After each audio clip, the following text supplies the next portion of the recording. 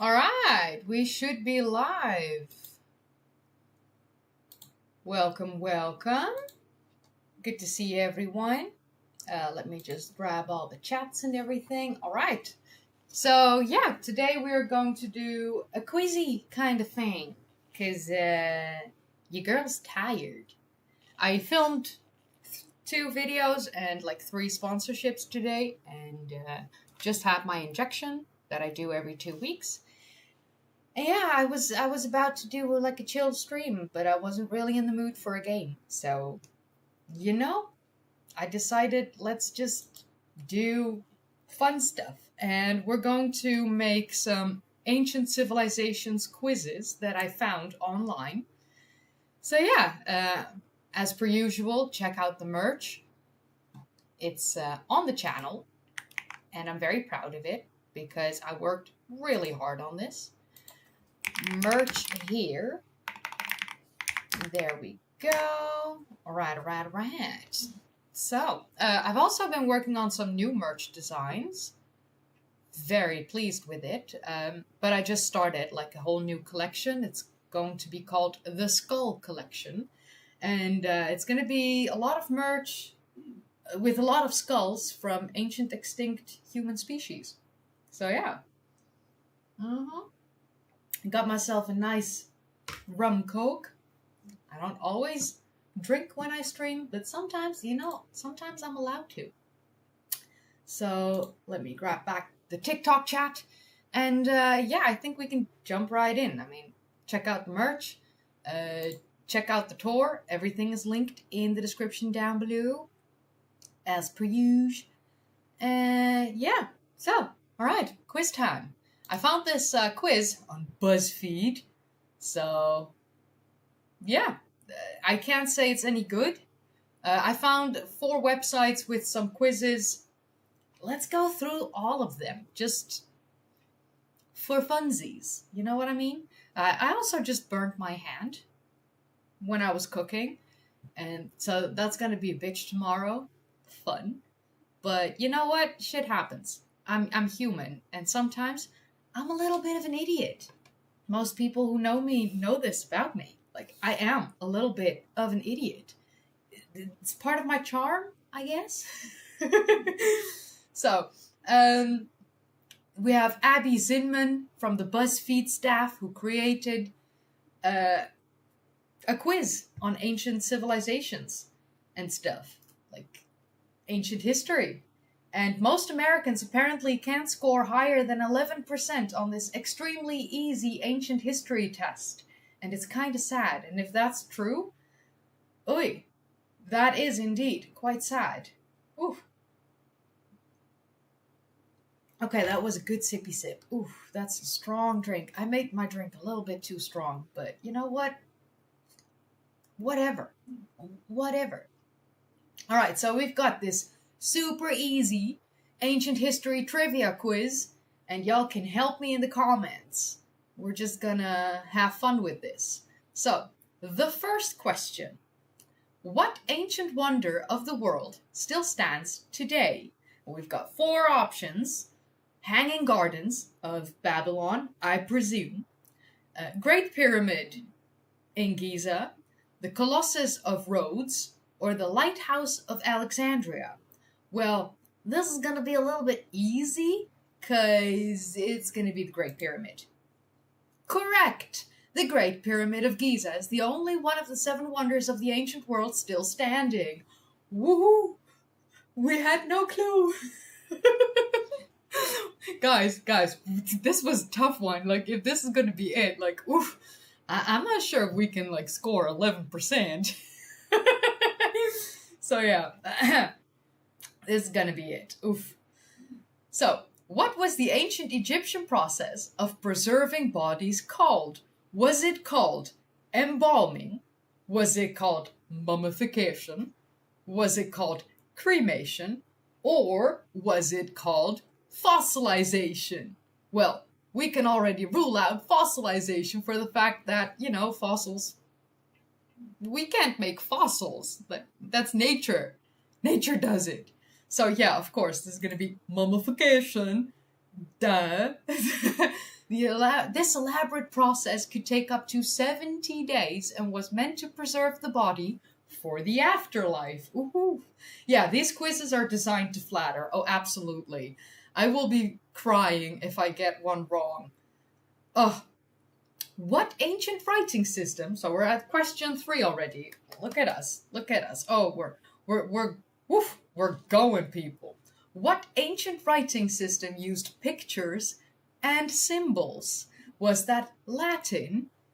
Were that hieroglyphics? Was it cuneiform?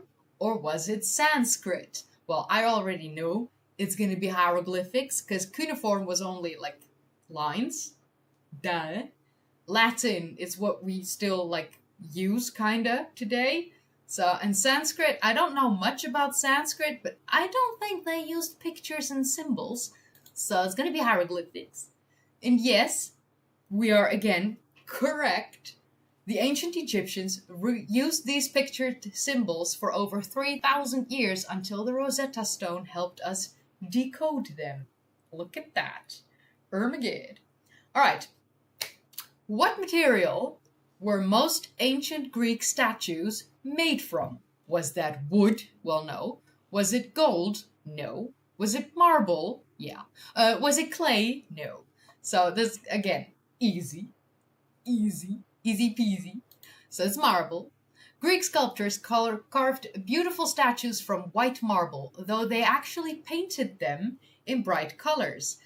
Too bad that, the paint over the thousands of years has disappeared. So we see them as white marble statues. But yeah, in ancient times, when the Greeks made these statues, they were indeed painted. A lot of the paint from like the ancient world has disappeared. So people think that in the ancient times, colors weren't really used. Everything was painted. Like almost everything was painted. So yeah. All right. So we're up to question 5. Look at us. Oh, we're going through this. Like I could have gone through this way faster. I don't care. We're here to have like fun stuff, funsies, all that shits. How do we know there weren't wood statues that have rotted away? This may be an artifact of preservation. Oh yeah, it's very possible that they may have also used wood, but they used marble, the white marble the most, for sure. I accidentally read marble as metal. Oh yeah. And indeed, proud of this quiz for knowing about the paint. Indeed. Okay, so what did ancient Romans wear as one of their main garments?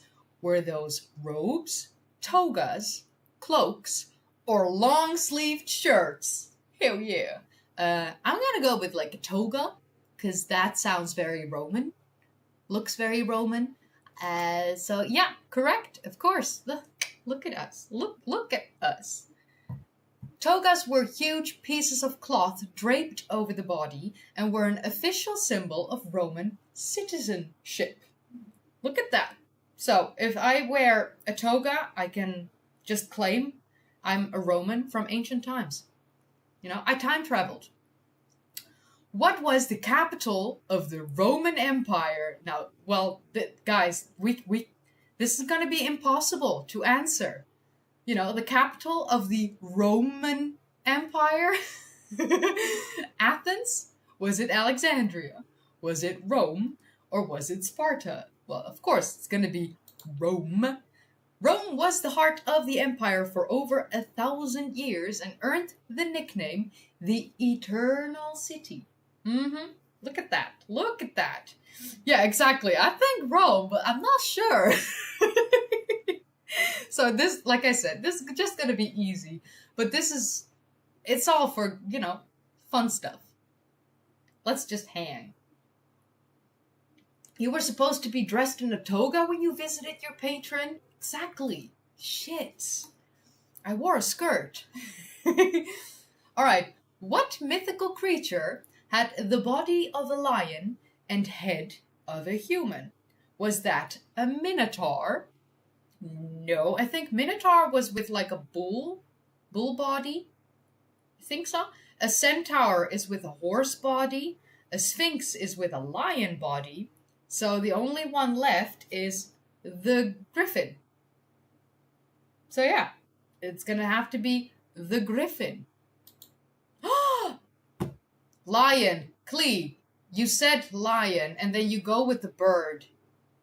You even said that the Sphinx was with a lion body, and you still click on the wrong one. Okay, so this is oof. I am blonde, people. Like, I know the correct answer, and I still click wrong. I'm probably part of that 11% that can, or like the 89% of people that can't do this. Yeah. Oh yeah, Minotaur had a bull head. That was it. Yeah, I self-sabotaged. You guys, just cancel me already. I completely self-sabotaged here. The Great Sphinx of Giza is one of the world's oldest and largest statues carved from a single piece of limestone with a human head and a lion body. And I've been there. Twice. I touched the pause. Twice. And I still clicked the wrong answer. Gosh darn it. I have an issue with dumbification. They should dumbify me. What did Cleopatra rule over? So in Dutch, Cleopatra is called Cleopatra. So for me, saying that in English, it's always a thing in my head. Like it's Cleopatra instead of Cleopatra. It's annoying. That's with two languages.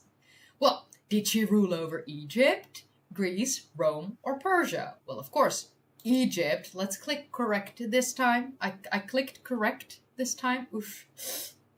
She was not the only Cleopatra. She was actually the 7th. She was the most famous Cleopatra, but there were 6 Cleopatras before her. So yeah. Yeah, exactly. Careful to click on the right one. I know. My apologies. No alien option for 9? Not sure. We'll see.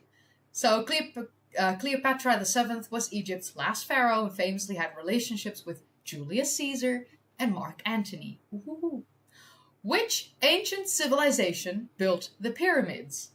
Were those the Romans, the Egyptians, the Greeks, or the Persians? And as UFO Parencia says,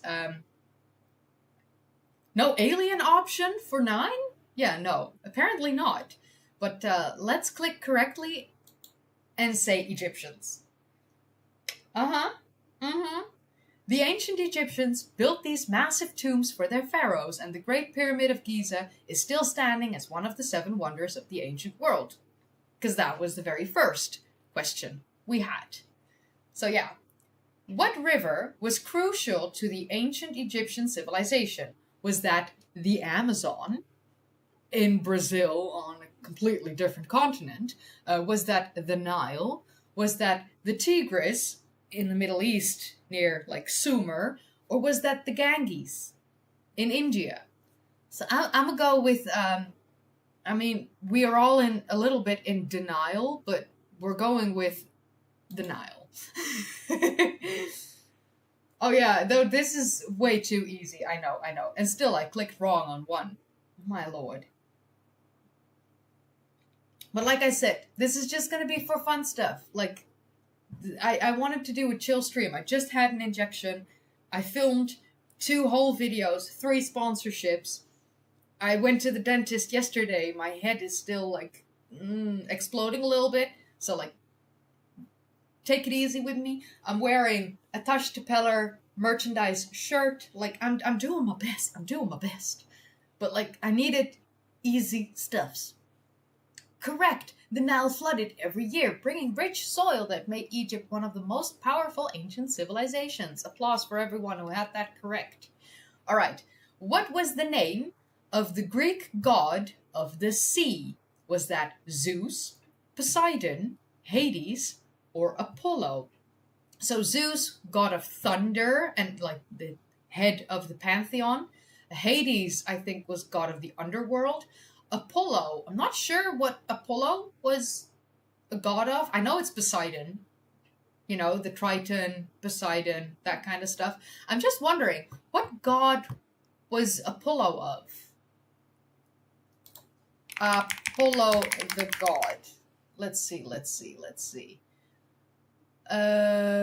What is Apollo the god of? Music, prophecy, healing, archery, the sun, and light. Oh, beautiful.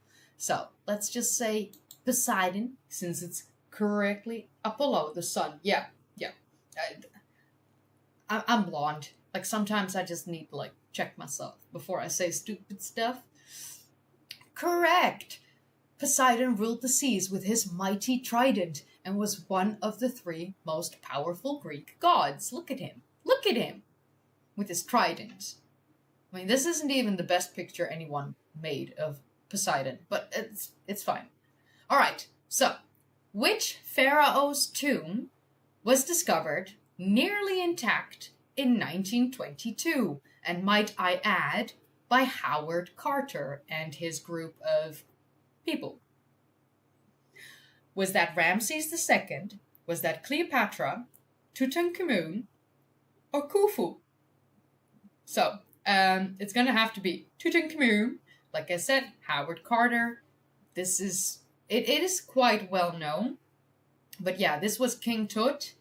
There's actually a tomb discovered during the Second World War that was more intact than Tutankhamun's tomb, with gold and silver masks, and almost no one knows about it. So, yeah. Howard Carter discovered King Tut's tomb in 1922, packed with thousands of golden treasure. Woohoo! Woohoo! Yay! Beautiful. So yeah, here you have the Tutankhamun gold masks. I think it was with a P. Which tomb Egypt was discovered during World War II? Gold and silver mask. Susenes. Oh yeah. Susenes the First. So that Pharaoh Tusenes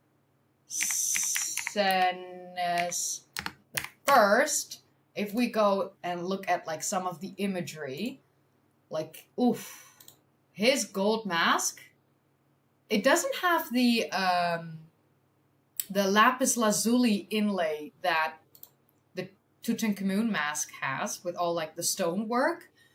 But he had gold masks, silver masks. Like here you can see like that gold mask of Susenes. Wow. Like, wow. Holy hell. Beautiful. And this is the silver mask with gold inlays. Absolutely gorgeous. And almost no one knows about Susenes the First. So, yeah. All right, so, next question. What was the primary entertainment venue in ancient Rome? Was that the Colosseum, the Parthenon, Acropolis, or the Forum? Well, it's going to have to be Colosseum because it's still standing. And I don't think the Parthenon is located in Rome. I think that's located in Athens, in Greece. And the Forum is in Rome. The Acropolis, I think, was also in Greece, but I might be wrong. But it's definitely the Colosseum. This massive arena could hold 80,000 screaming fans watching gladiators fight and mock naval battles. Awesomes. All right, which ancient library was the largest in the world before it was destroyed?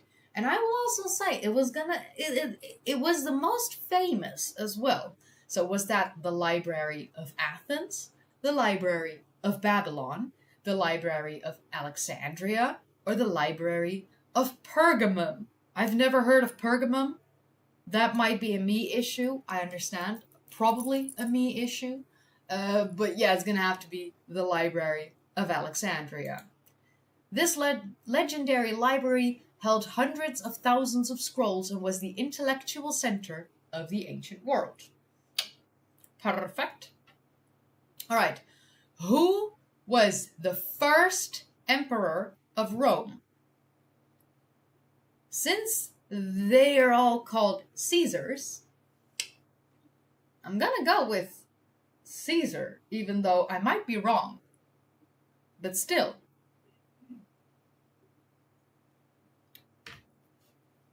Not sure. I'm not sure. I'm thinking it's gonna be Caesar, but I see a lot of people in my chat saying, oh, hey, yo, woman, it's Augustus. If y'all are wrong and like setting me up, I'm gonna cry. You don't want to see me cry on stream, people. Was Augustus before Caesar? Okay. I'm clicking Augustus. I hope all y'all are correct. All right, applause for everyone in the chat for persuading me to go with Augustus. Thank you. Augustus, originally named Octavian. See, I knew that there was something with Octavian, and I just didn't see that option, so became Rome's first emperor in 27 BCE after defeating Mark Antony and Cleopatra. So thank y'all for like persuading me to do the correct thing. Why am I Dutch? I'm being asked on TikTok, why are you Dutch? Because I was born here with Dutch parents. Why are you not Dutch? Sorry, that's just like, huh? What a weird question. Why are you Dutch? I don't know. By sheer blessing? Exactly. Dutch is a choice? Oh, so often I receive DMs from people asking me, why are you Dutch? Or that they don't believe that I'm Dutch. And they ask me, like, why do you pretend to be Dutch? And I'm like, pretend? Hoe bedoel je? Ik ben gewoon Nederlands. Ik ben hier gewoon geboren en opgetogen en oud geworden. En ik leef hier al mijn hele leven. What the fuck? So yeah, for those who don't believe that I'm Dutch, I just spoke Dutch. There you go. What animals did ancient Egyptians worship as sacred? Well, they worshipped a lot of animals, but only a couple of them were sacred. Do I have some here? Usually I have a couple cats, but... Oh yeah. Oh, actually, I have a couple. Ta-da! Bought in Egypt. Look at that, little Bastet. So, yeah, of course, it's gonna have to be cats. Duh. I have, I think, about 11 cats from Egypt, from all my travels over the years. So, yeah. It's gonna have to be cats. It wasn't dogs, nor horses, and definitely not sheep. Like, who would worship sheep? So, yeah, it's gonna be cats. Correct! Ancient Egyptians loved cats so much that killing one, even by accident, could result in the death penalty. Bring that back, please. Let's bring that back. I think we need to. Yeah. I vote to bringing that back. Which city is considered the birthplace of democracy? Rome, Sparta, Athens, or Thebes? Thebes, I think, is Luxor, because Cairo was Memphis. Was Thebes Luxor? I think Thebes was Luxor. Yep, Thebes was Luxor. So that's gonna have to be Athens, because of the Greeks and, you know, the philosophers and all that fun stuff. So yeah, let's gonna go with Athena. Athens. Athens created the world's first democracy around 508 BCE, where citizens could actually vote on laws. There's a Thebes in Greece and one in Egypt. Ah, there's a Thebes in Greece too. At least the one in Egypt is now in modern times called Luxor. So yeah. Nice, nice. What structure did the Romans build to carry water into cities? Were those bridges, aqueducts, canals, or wells? Well, it's going to have to be an aqueduct because none of the others carry water. Like, canal brings water, but like it's low. And a well doesn't make water travel anywhere. So it's going to have to be an aqueduct. These impressive engineering marvels transported water over long distances using just gravity. Hell yeah, science! Which ancient civilization built Machu Picchu? Well, I was just there in Peru, 2 months ago? It's already been 2 months? Wait, no. Yeah, it's been 2 months. Wow. Wait, let me disassociate for 2 seconds. That was 2 months ago? Why does... What's time? What even is time at this point? So it wasn't the Aztecs because they were in the area of Mexico and Guatemala. It wasn't the Mayans because again they were in Mexico. It wasn't the Olmecs because again they were in the area of Mexico and Guatemala. So it has to be the Incas because it's Peruvian. So yeah, Incas.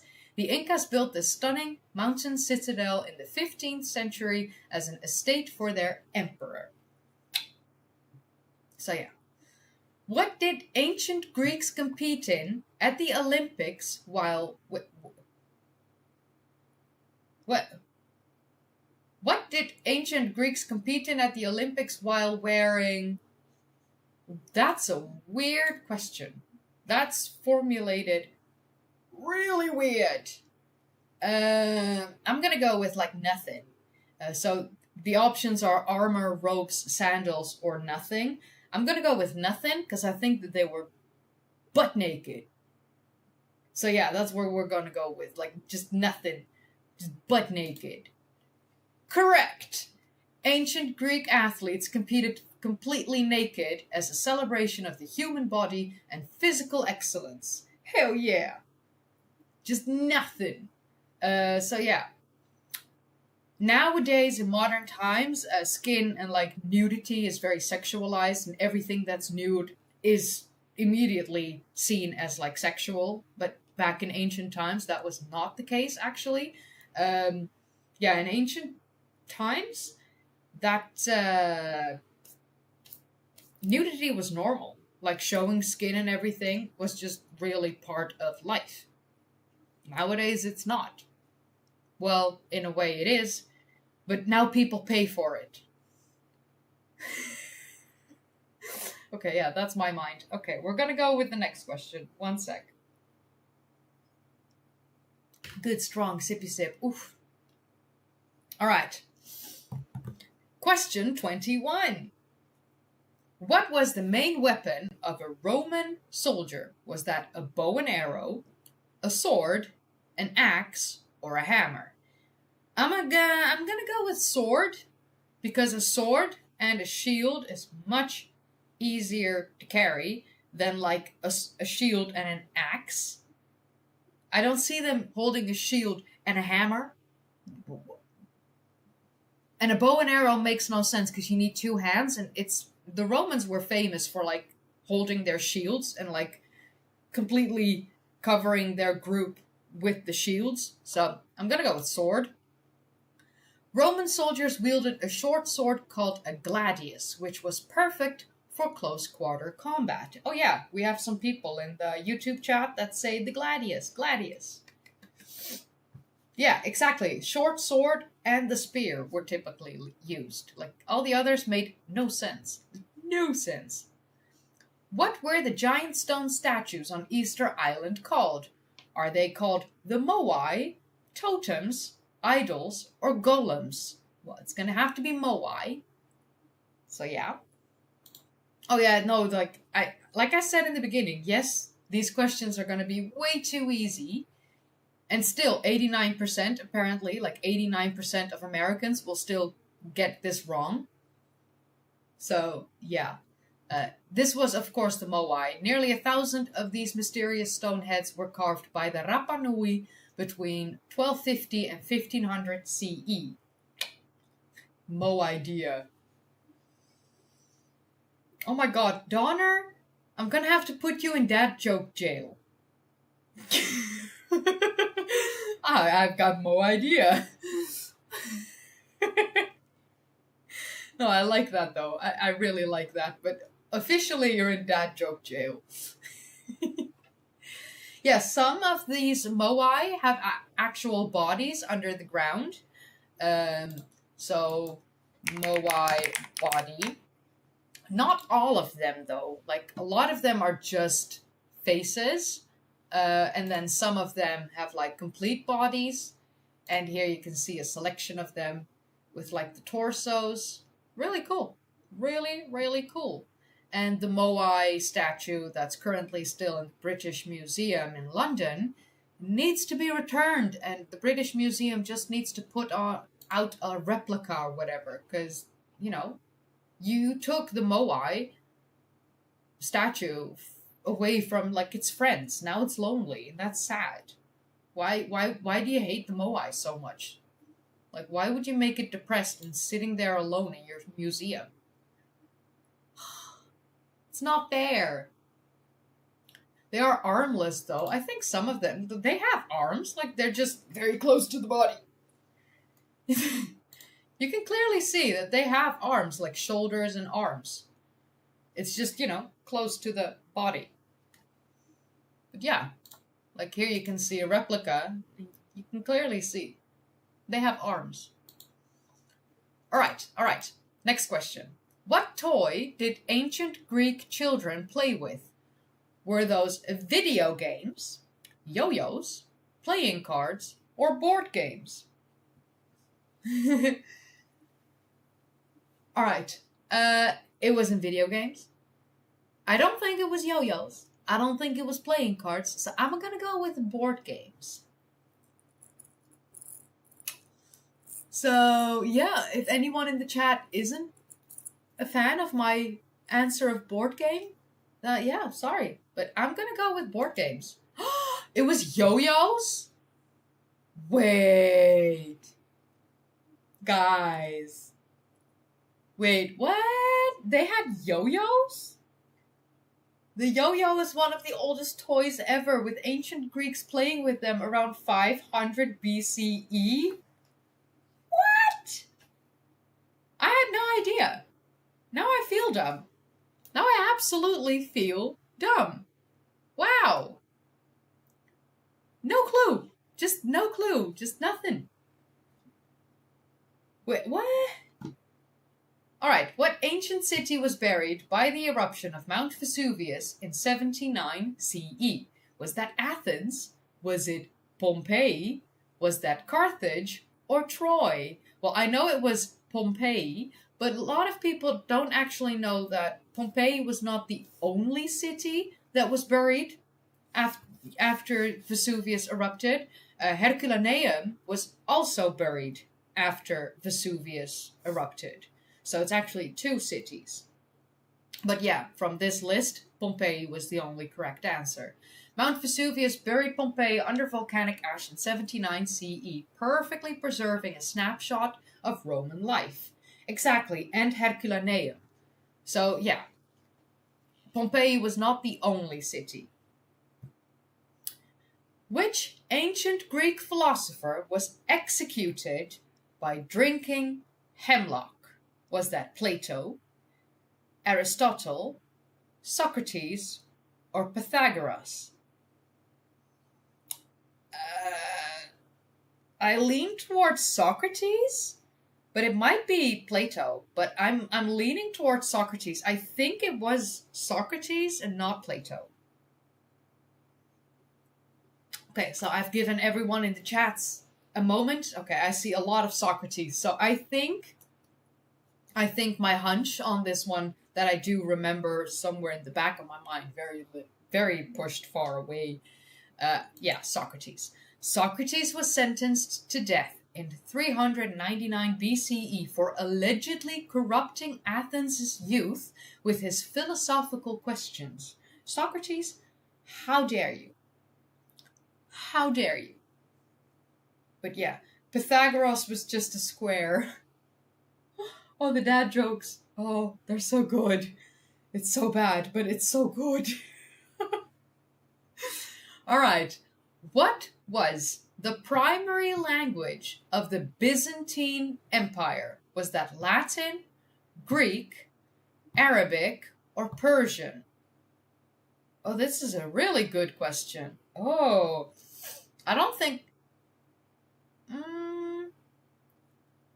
Latin is very possible, but I think I'm leaning more towards Greek. Because the Ottoman Turks brought the Turkish language with them. I'm gonna go with like Greek. I see a lot of Greek in the chats as well. So, all right. I'm clicking. If this is wrong, y'all messed up big time. Okay, everyone's correct. Good job, good job. Applause for yourself, okay? Yeah? Applaud to yourself. It's very... Official and primary are two different matters. Yeah, definitely. I agree. So, correct. Even though the Byzantine Empire was technically Rome's continuation, they mostly spoke Greek instead of Latin. That's why I wasn't completely sure between Latin and Greek, but yeah, okay, so it was Roman, because the Byzantine Empire was Roman, but they mainly spoke Greek. Okay, good. What did ancient Romans use to clean themselves in the bath? Was that soap, olive oil, sand, or perfume? I mean, cavemen did it with sand, so I'm gonna go with like soap, but olive oil seems a little bit too on the nose in a way. How do you make yourself clean with oil? If I have olive oil on my hands and I don't use soap, I still feel that oily substance. Like, ugh, it's nasty. Soap didn't exist. I think soap existed a little bit earlier than most people assume, because you can make it from like animal fat. When was soap first invented? We might actually get the answer by doing this, but I want to know. Yeah, exactly, in Babylon. Stuff. Humans have used soap for millennia. So, 2800 BCE. So yeah, soap was definitely invented by then. I can't look up anything else because, you know, I don't want to mess it up. I want to go with soap. Olive oil, I don't know. It's too Italian in a way. Is that weird? Is that weird? People, is this weird? So, yeah, exactly. I remember too that the Romans washed their arses with vinegar-soaked sponges. Yeah, I want to go with soap. Because olive oil, it doesn't... I'm gonna click on soap. You can hate me. It's fine. Okay, it was olive oil. It's weird. You feel that oily texture all day long. It leaves like this layer on your skin. Ugh, just thinking about it makes me creep out. Ugh. Romans rubbed olive oil on their skin and then scraped it off with a tool called a strigil to get clean. Oh, I'm so glad I wasn't born in Roman times. Oh, it's such a nut. Oh, gosh. Soap existed already. Just use soap. My lord, please, just use soap. Oh, nasty. In that hot Mediterranean climate... No, you're just gonna sweat and it's gonna stay underneath that layer of oil. Ugh. No. All right, next. Oh. What did Vikings use to travel across the seas? Were those rafts, longships, canoes, or motorboats? Can you imagine a group of Vikings on a motorboat? Huh? A group of Vikings on a motorboat. Love it. Of course, they were longships. But yeah, these fast, sturdy vessels could sail in both deep oceans and shallow rivers, making Vikings feared across Europe. Correct! Awesomes. Vikings loved motorboating.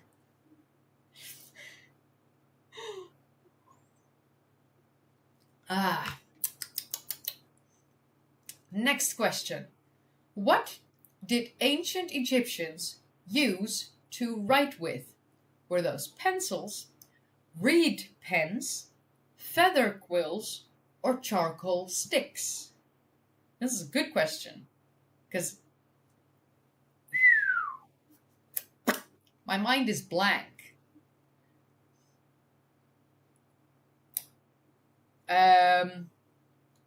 If I had to guess, I think reed, in a way, makes sense. Because the Nile, it has a lot of reed.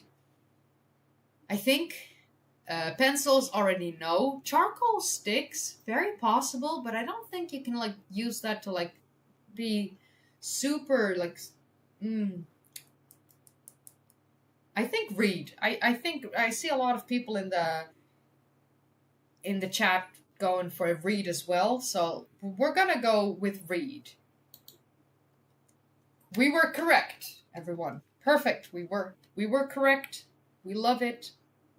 Yeah, I think charcoal wasn't an option because of the fact that charcoal sticks are a little bit more difficult to make than just, charcoal. And you can't really be very precise with a charcoal stick, I think. So yeah, that's why I leaned toward the reed pens. Egyptians made brushes and pens from reeds and dipped them in ink made from soot or crushed plants. Awesome. What massive ancient circle is found in England? Is that the Colosseum, which is located in Rome? Is that Stonehenge, which is located on the Salisbury Plain in England? Is that the Parthenon, which is located, I think, in Athens? Or was that the Acropolis, which I also think was located in Athens? Oh, this is difficult, man, because, that Salisbury Plain in England? So yeah, of course, this is going to have to be Stonehenge. This mysterious prehistoric monument was built around 3000 BCE, though we still don't know its exact purpose. Well, actually, we kinda do know its exact purpose because it was a calendar, solar calendar. It marks the perfect, it's situated, built in such a perfect alignment with the summer solstice sunrise. Or sunset. Sunrise or sunset? One of the two. I think it was sunrise. But yeah, it could be sunset. Let me check. Stonehenge, summer solstice, sunset or sunrise?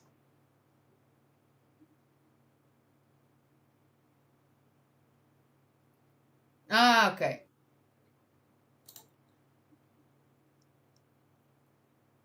Okay, yeah, okay. No, nothing is helping me.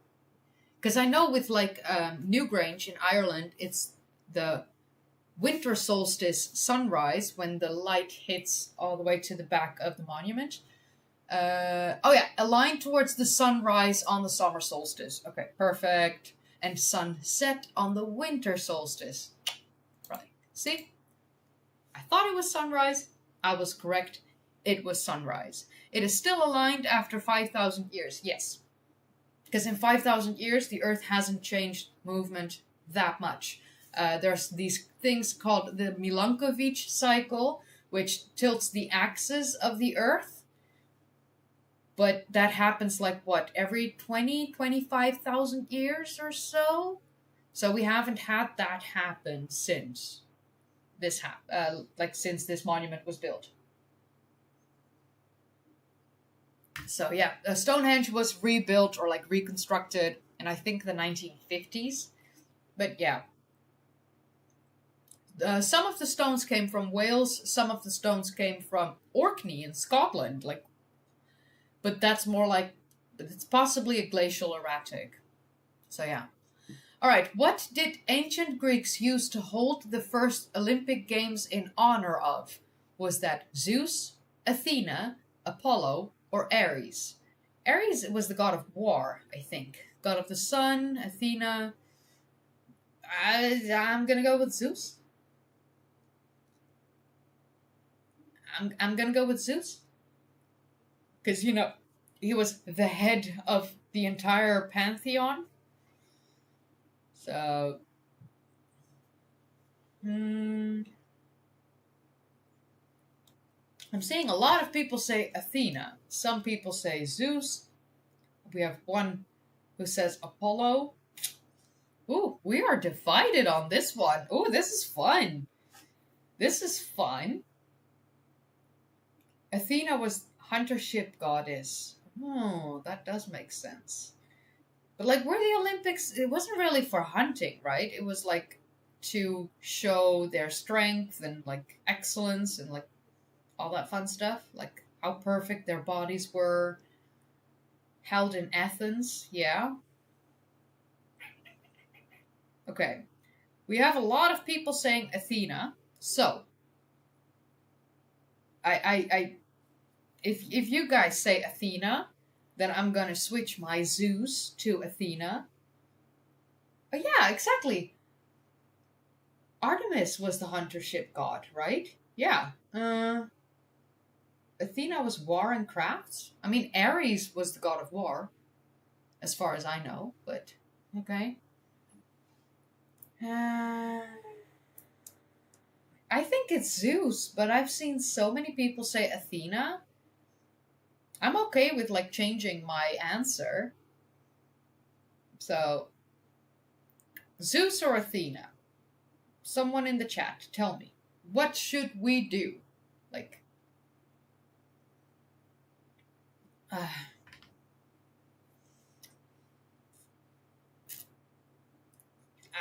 I'm still leaning towards Zeus, but Athena was the sporty spice of ancient Greece. Way? No way. Okay, my gut says Zeus, but like,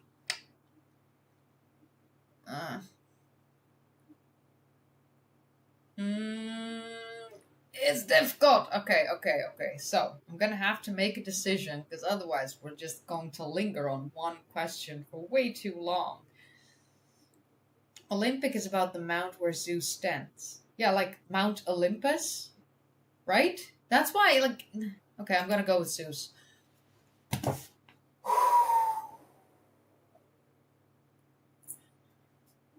Woo! That was a close one, people. That was a close one. Okay, so the ancient Olympics were held every 4 years in Olympia to honor Zeus, king of the Greek gods. Okay, so back then Athens was called Olympia. Okay. Okay, so that's probably why we all got a little bit mixed with Athena. Because of Athens, Athena, yeah. Okay. Which Greek hero killed the Minotaur? Was that Hercules, Achilles, Perseus, or Theseus? I'm gonna go with like Hercules. Because I watched the Disney movie, people. I watched the Disney movie, and I'm gonna go with Hercules. I don't think it was Achilles, because his Achilles heel was the bane of his existence. I want to go with like Hercules. I might look super dumb if I do this, but like I watched the Disney movie. People are now just saying anything, like Theseus, Perseus. It's not Hercules. It's not. Oh my God, no. I'm bad at like Greek stuff. Like I rarely, if ever, look at like ancient Greek stuff. Like I watched the Disney movie Hercules and it was lovely and I loved it growing up. But yeah, Greek mythology indeed is quite of my weak spot. Like I ain't great at like Greek mythology. I mean, I had it in school for like a little bit, but besides that, um, I want to go with like Hercules. But I've got people saying Theseus was from Sparta and Theseus was the Minotaur's son. But why would he kill his own dad? It makes no sense to me. Perseus was Minoan Crete. Probably the one with Medusa. The Disney film is a historical document. Like, exactly.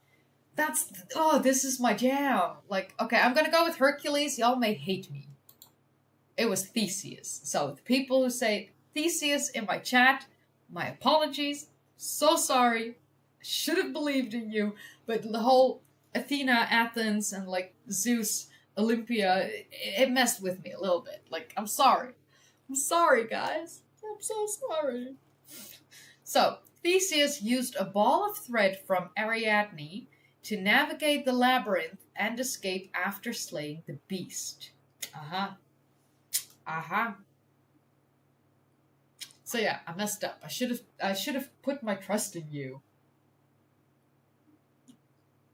Oh, down 5. This is bad. I know. I'm messing up, people. I'm just, What was the name of the Trojan hero in Homer's Iliad? Okay, confession. Oh, this is bad. Oh, people are gonna hate me for this. Confession. I've never read Homer's Iliad.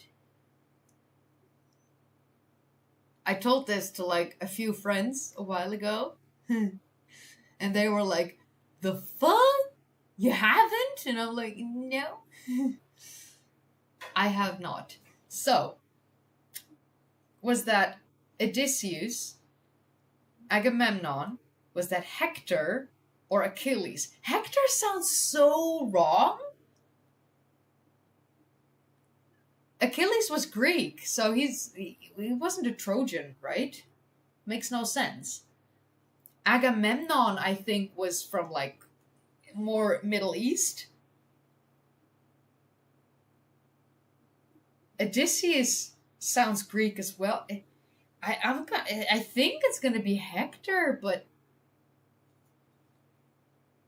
I never read the Iliad, so Agamemnon was a king. Yeah, exactly. Like I think from Middle East. Like, not Babylon, was it? Not Sumer? Like, at least in that region, I think. All 4 of these are actually from the Iliad. Like I said, I've never read it. I have no clue.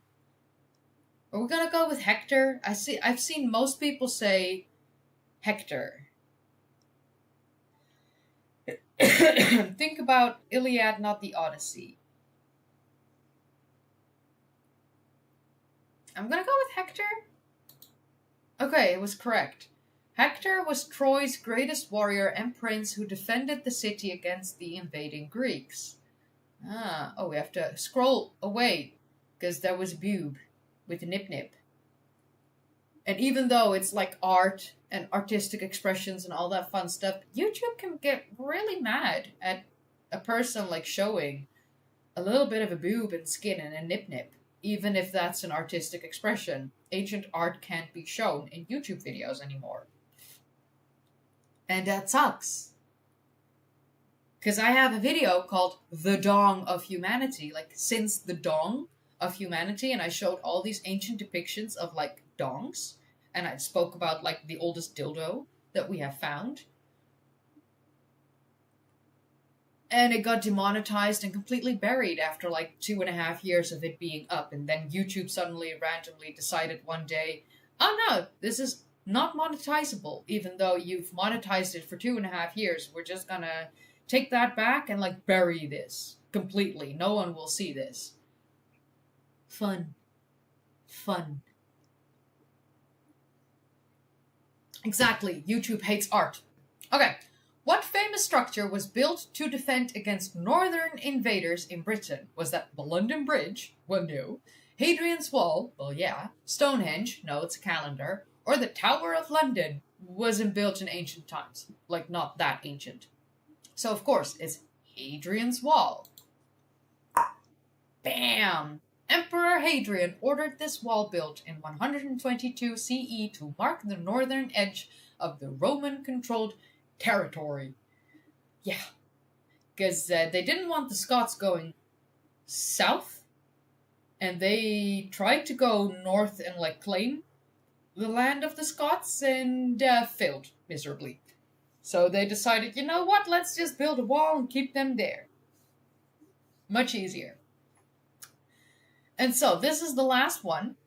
Which Punic War resulted in the destruction of Carthage? Was that the first, the second, the third, or the fourth? I don't know much about the Punic Wars. That said, I'm leaning to third.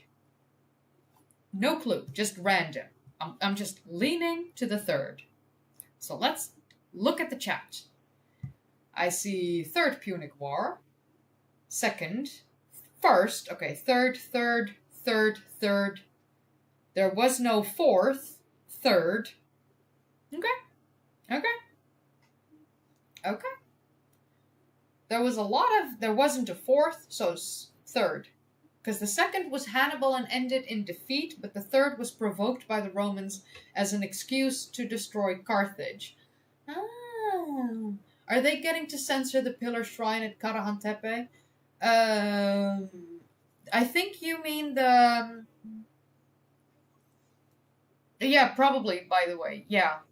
There's a big chance they're going to... yeah. I've showed that Karahan Tepe statue of the guy holding his thingamajig, as I so scientifically like to put it. But yeah, thankfully those videos haven't been flagged so far, but those were shorts, and it was only shown in the video for like maybe a second or two. But I will still probably get in trouble for that in the future. Okay, so with the Punic War, I think I'm going to click third because so many people said it. And this was correct. All right.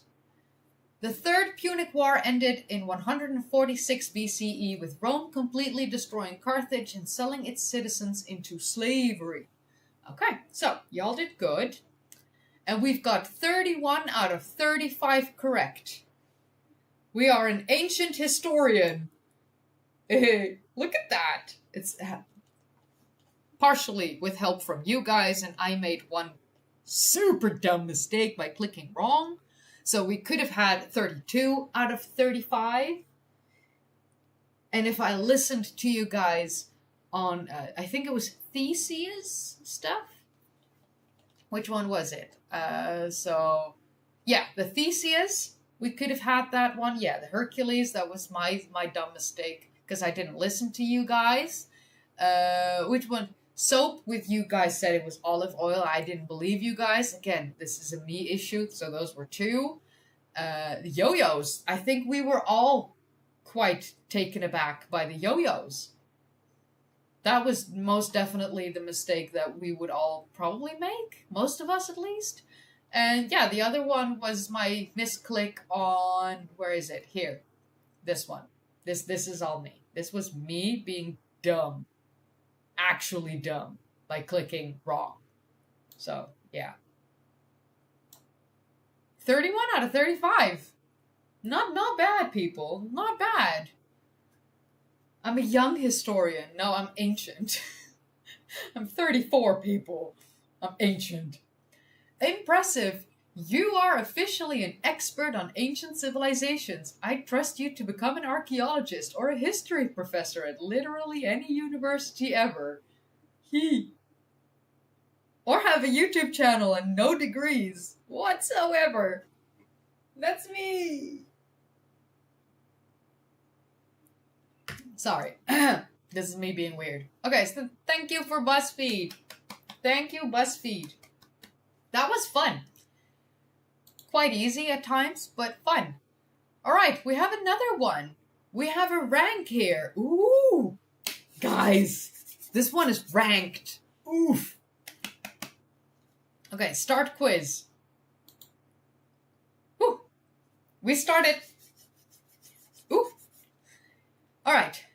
Ancient Greece is known for developing ideas about philosophy, freedom, law, and government, and developed new styles of architecture, sculpture, painting, poetry, and writing. Is this true or false? I'm gonna go with true. Because, you know, it's kind of like a duh. Correct! Perfect. Awesome.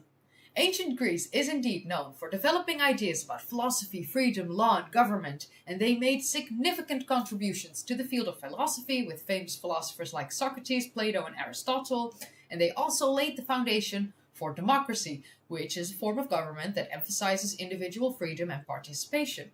In terms of art and literature, the Greeks introduced new styles of architecture, sculpture, painting, poetry, and writing, which had a profound influence on Western civilization. Therefore, the statement that ancient Greece is known for developing ideas about philosophy, freedom, law, and government, and developed new styles of architecture, sculpture, painting, poetry, and writing is true.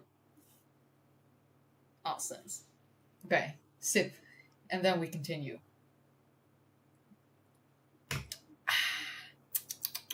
Scroll to the next question. I don't want to go that...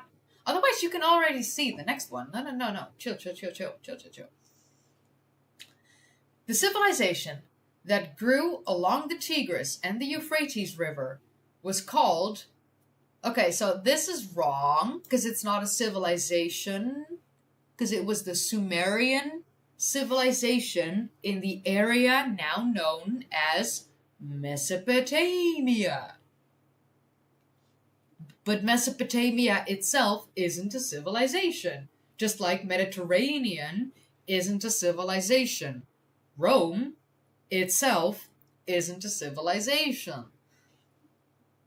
So yeah, it's Mesopotamia, because that's the area between the Tigris and the Euphrates rivers. So, I know. But Mesopotamia itself doesn't refer to an ancient civilization. It's an area. It's like calling the Nile the civilization. The civilization of the Nile. No. It's the Egyptian civilization, which lived and existed around the Nile. Duh. But yeah, correct answer, Mesopotamia. This region, located in present-day Iraq, was known for its advanced agricultural practices, complex city-states, and the invention of writing. The term Mesopotamia translates to land between the rivers in Greek. Therefore, I say it's not civilization. Because it's a region. And the civilization that lived in that region were the Sumerians and later on the Babylonians. So, okay. But okay, we don't need to read anything. The civilization of ancient Egypt was located along... I just said this. Didn't even look at the next question, and I just said it. So it wasn't the Tigris, it wasn't the Yellow River Valley. It was, of course, the Nile River. Look at our points, people. Hell yeah. Here we go. The correct answer is Nile River. The civilization of ancient Egypt was located along the Nile River. The Nile River was vital to the development and sustenance of ancient Egyptian civilization as it provided fertile land for agriculture, transportation, for trade and communication, and a source of water for drinking and irrigation. The annual flooding of the Nile also brought nutrient-rich silt, which made the land highly fertile for farming. The Nile River played a central role in the economic, social, and cultural life of ancient Egyptians. Woohoo! Hieroglyphics are tube for kings. Hell yeah. Or a form of writing, or walls built by ancient China. Apparently, the Great Wall of China is now a hieroglyphic. Of course, it's a form of writing. The correct answer is a form of writing. Hieroglyphics were a system of writing used by the ancient Egyptians. They consisted of pictorial symbols that represented words or sounds. This form of writing was primarily used for important documents, religious texts, and inscriptions on tombs and monuments. It played a significant role in preserving history, culture, and beliefs of ancient Egypt. Ancient China was formed around, well, it's not the Euphrates, because again, that's Mesopotamia. It's not the Nile, because again, that's Egypt. It's not the Mediterranean Sea, the Mediterranean Sea, that I, as in rain, because it's raining, shouldn't be there. Wrongly spelled, but okay, I digress. It has to be the Yellow River Valley. Bam! Correct! The correct answer is Yellow River Valley. Ancient China was formed around the Yellow River Valley, also known as the Huangwei River. This river played a crucial role in the development of Chinese civilization as it provided fertile soil for agriculture and facilitated trade and transportation. The Yellow River Valley is often referred to as the cradle of Chinese civilization due to its significance in the country's history and cultural development. Woohoo! Very nice. Well, maybe the Great Wall of China is a good form of writing to send a message to aliens outside in space. I agree. Actually, I agree. According to the dynastic cycle, when a country went through a period of decline, it was a mandate from heaven that a new leader be named and become the next ruler. That's a good question. Dynastic cycle, I think, has to do with the Chinese civilization. Because they had, like, their whole dynasties and all that fun stuff. Like, I think. When a country went through a period of decline, it was a mandate from heaven that a new leader be named and become the next ruler. It kind of sounds like, looking at, like, the dynasties and fun stuff. Exactly, like it's either going to be China, Japan, Korea, like it's very Asian with like the dynasty and the dynastic cycle, dynastic rulers. I think this is true. I think this is true. It sounds true. It is something that people in ancient times would have done. Possibly. I'm gonna click with true, and if this is wrong, my apologies. Oh, correct. Huh. Oh, I'm so happy. Whew. Whew. That was scary. According to the dynastic cycle, when a country experienced a decline, it was believed that this was a sign from heaven that a new leader should be appointed to take over and rule. This concept was based on the belief that the ruler's power and legitimacy came from a divine mandate. Therefore, the statement true suggests that the dynastic cycle involved the notion of a new leader being named and becoming the next ruler when a country faced a period of decline. So you just said the same thing twice, just in different wording. Awesome. Okay. The oldest known civilization is Sumer. End. Drop curtain. And again, they have it as Mesopotamia. It wasn't Mesopotamia. It was Sumer. But it's located in the region of Mesopotamia. Göbekli Tepe was not a civilization. I personally see Göbekli Tepe as a proto-civilization. Like the last thing we see before civilization hits. Even though it went into decline and all that fun stuff. But this has to be Mesopotamia because of the region where the Sumerians lived. So yeah. Mesopotamia. Okay, wow. the explanation for this is just Mesopotamia. They really hate the word Sumer. Yes.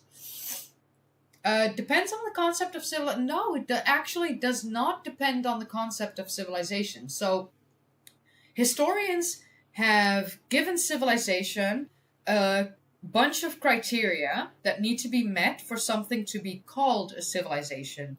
So, if something does not meet those criteria, it is not a civilization.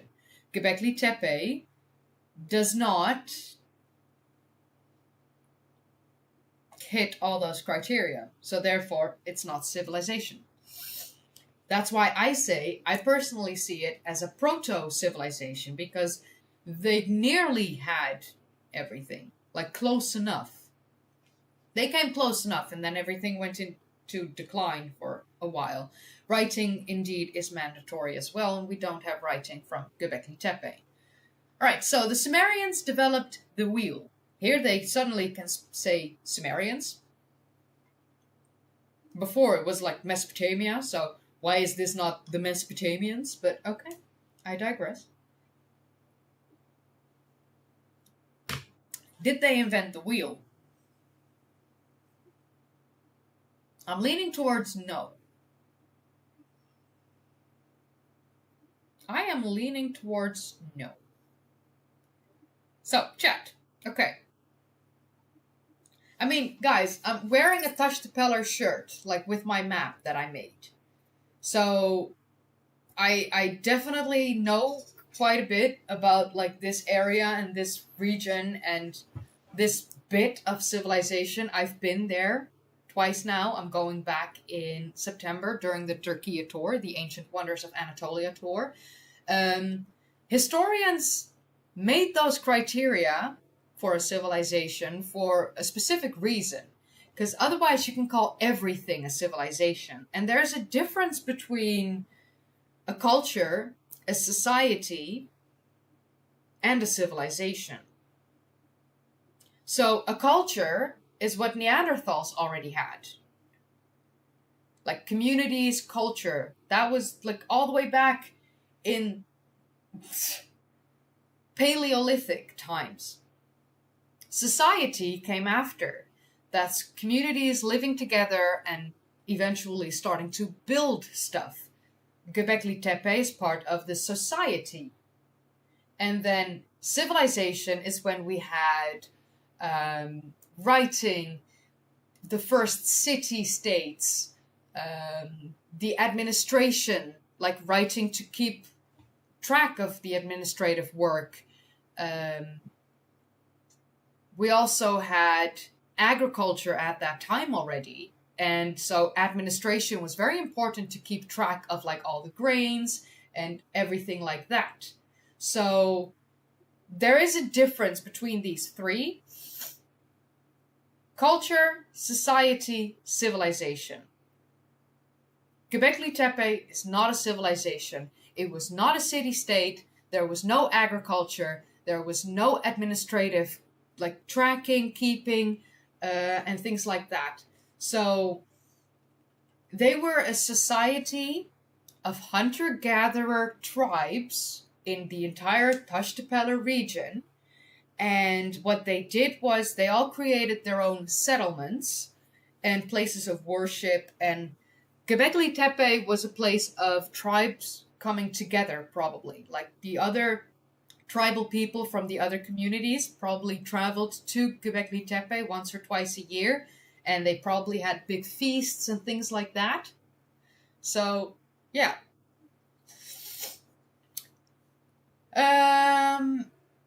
This is going to be a... Oh, hey, Anthro Wolfie. Welcome on the TikToks. So we're doing a quiz. It's easy stuff. Easy quizzes. This is just my weekly live stream where I just do whatever. And sometimes I play a game, sometimes I play a quiz, or sometimes I talk about archaeological discoveries from the past month, which I will do next week. But yeah, so the Sumerians developed the wheel. Is this true or false? I lean towards false. Not sure though.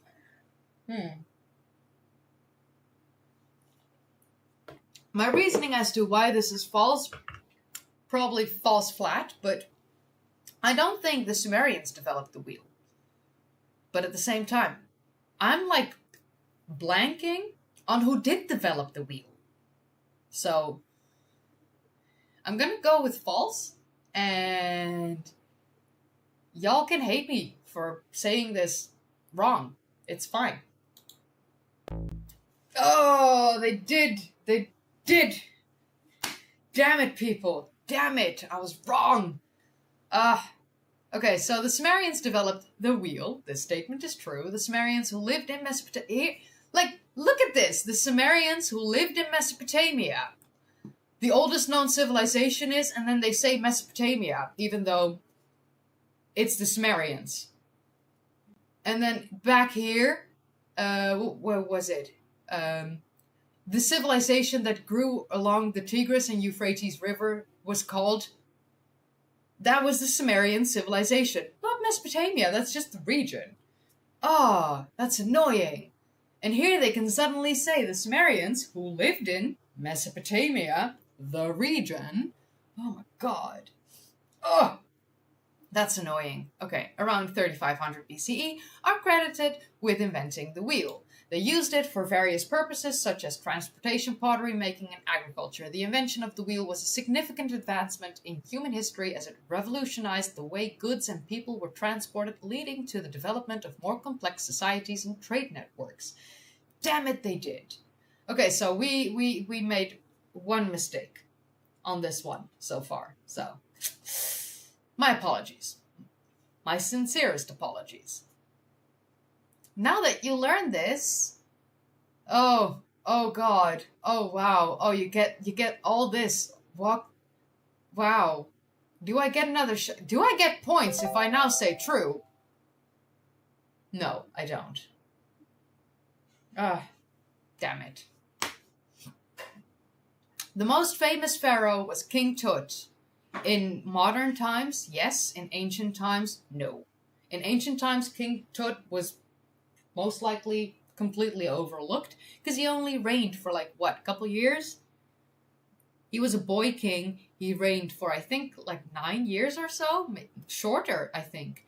Ramses II, however, in ancient times was the most famous pharaoh.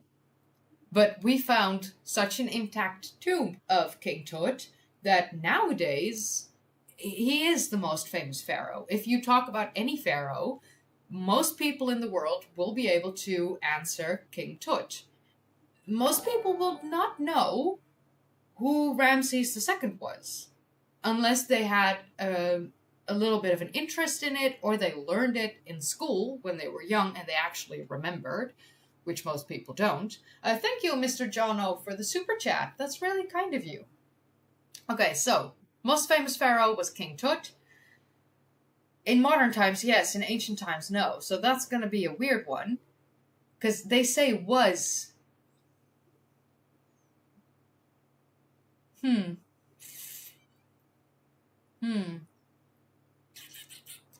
is difficult. Because, yeah, in modern times, he is the most famous pharaoh. Back then, no, he wasn't. So that's if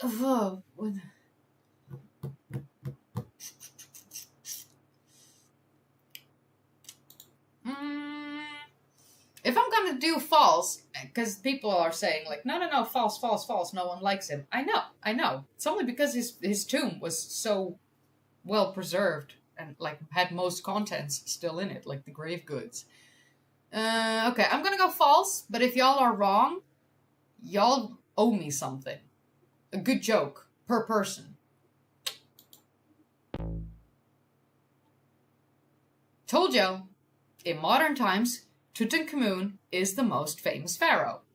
If I go to any country in the world and I ask people, name a pharaoh, they're all able to say Tutankhamun, or whatever, any variation of that. So, everyone owes me, everyone who said that answer was false, or like that question was false, or whatever, y'all owe me a joke, at least. So, give me your best dad joke. Give me one.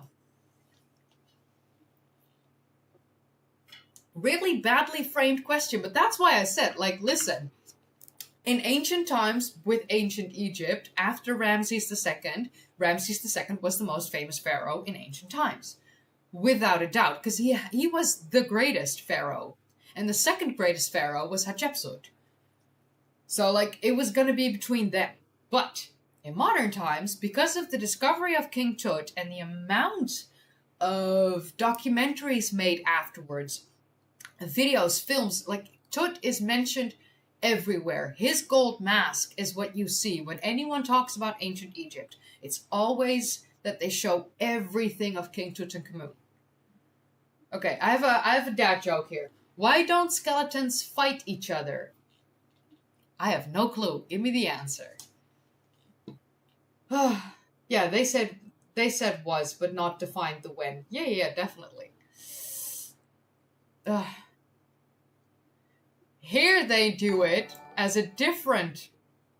They don't have the guts. Okay, I like that one. That was a good corny dad joke. Love it. Okay, we have another one. What's orange and sounds like a parrot? A carrot. I love it. I love it. Good job. Good job. Good jokes. Good jokes. What's brown and sticky? A stick. Good job. Oh, perfect. Okay, so we had a couple good dad jokes. Some of y'all redeemed yourselves. But here they formulate the question quite differently. Now it's, is King Tutankhamun widely recognized as the most famous pharaoh of ancient Egypt? Yes, he is. The question here was, the most famous pharaoh was King Tut. No, he wasn't. Not in ancient times, but yes, in modern times. So, it's whatever. But again, we don't get any points, people. We're still at number 100 spot. Like, this is bad. We need to jump a couple spots, people. All right. The Hellenist civilization was a blend of Greek, Persian, Egyptian, and Indian cultures. I don't know much about the Hellenist civilization. Why? Indian. It's possible. Huh.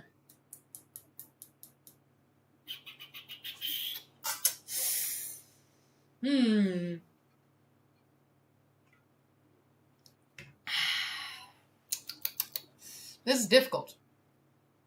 I'm gonna go with true. Fuck it. Correct! Whew. Okay. I had no clue if, like, Indian was, part of that. So the Hellenist civilization refers to the period after the conquests of Alexander the Great, where Greek culture and customs spread and blended with the cultures of the conquered regions, including Persia, Egypt, and parts of India. This resulted in a fusion of different cultural elements, such as art, architecture, language, and philosophy. Okay, so at least my guess was correct.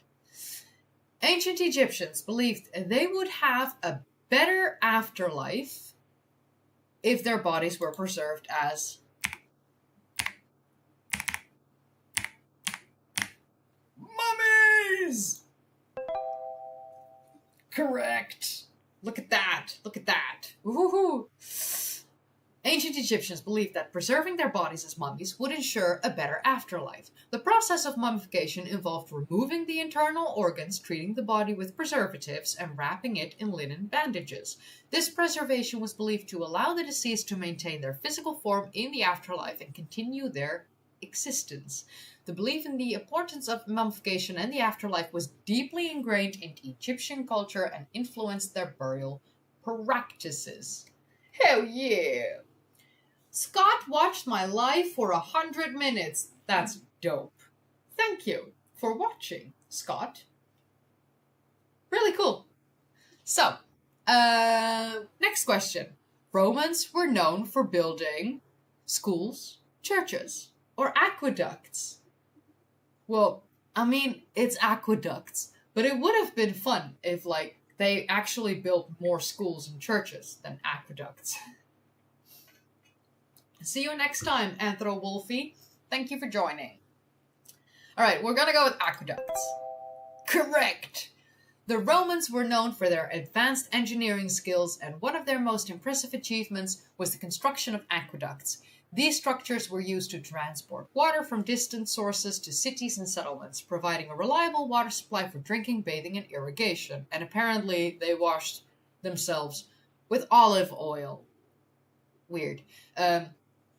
The Romans built numerous aqueducts throughout their empire, using a combination of arches, tunnels, and channels to transport water over long distances and across varying terrains. These aqueducts not only showcased the Romans' engineering prowess, but also played a crucial role in the development and growth of their cities. Lovely. Egyptians invented the earliest form of writing. This is false. The Sumerians did, with their cuneiform. Ha! It was the Sumerians' cuneiform script which was the earliest form of recognized writing. Told y'all. The tombs that were built for Egyptian kings are called pyramids. Of course, that was correct. Duh.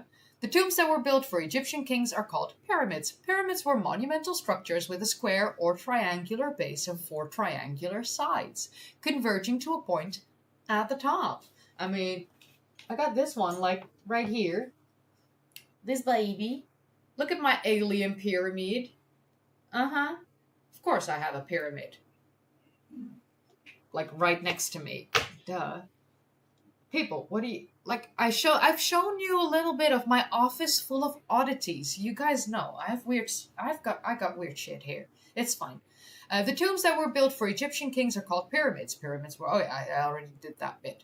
These structures were built as tombs for the pharaohs of ancient Egypt and were considered to be the final resting places for these kings. The pyramids were constructed with great precision and engineering skills, using large blocks of stones and complex architectural techniques. They served as symbols of the pharaoh's power and were also believed to facilitate the king's journey to the afterlife. Yeah, they're tombs. Yeah, so. Okay. The son of King Philip, whose conquests spread Greek civilization throughout the Mediterranean world and across the Middle East, was named...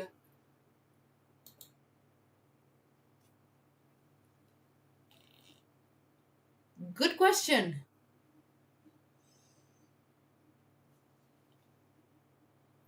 I think it's, yeah, I mean,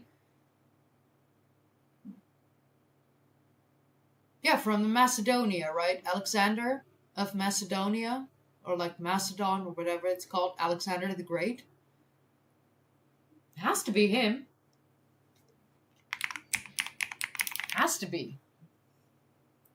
I didn't know he was a son of a king, though. Like, that completely... brain fart in my head. But I think, yeah, it was Alexander the Great. Aye. Submit. Whew. Whew. Alexander the Great, son of King Philip II of Macedonia. I didn't know, I had no clue that he was a son of a king. Makes more sense this way. In my mind, he was just, you know, really good.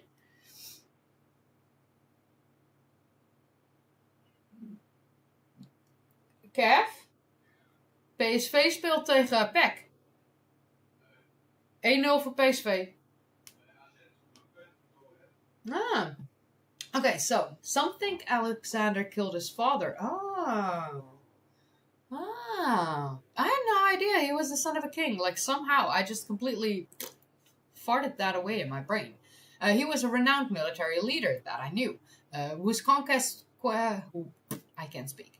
Whose conquests spread Greek civilization across the Mediterranean, the Middle East, and into Asia. By the time of his death in 323 BCE, he had created one of the largest empires in history. His campaigns disseminated Greek culture, languages, and ideas, profoundly influencing the regions he conquered and leading to the Hellenistic era. Yeah. Yes, exactly. PSV. No. Good job for, like, actually hearing that. I was telling my boyfriend. I had a phone notification, and I never get phone notifications for, like, soccer, football, whatever you want to call it, but, like, The 200-year span of peace in the Roman Empire is called... Good question. I'm so rusty on my Roman Empire. It's bad. I have to admit, if you thought I was bad with the Greece and like the Greek stuff, my Roman stuff is way worse. But that's why I have you guys in the chat, because look at you. Everyone is saying Pax Romana. Pax Romana. Okay, let's see. You guys, all you guys, were correct. The 200-year span of peace in the Roman Empire is referred to as Pax Romana. During this time, from 27 BCE until 180 CE, the Roman Empire experienced relative stability and prosperity. It was characterized by minimal military conflict, economic growth, and cultural flourishing. The Pax Romana allowed for the expansion of trade, the development of infrastructure, and the spread of Roman culture throughout the empire.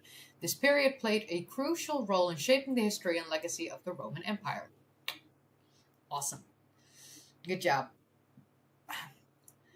Many believe that the Garden of Eden was located in what present-day country? I think Iraq.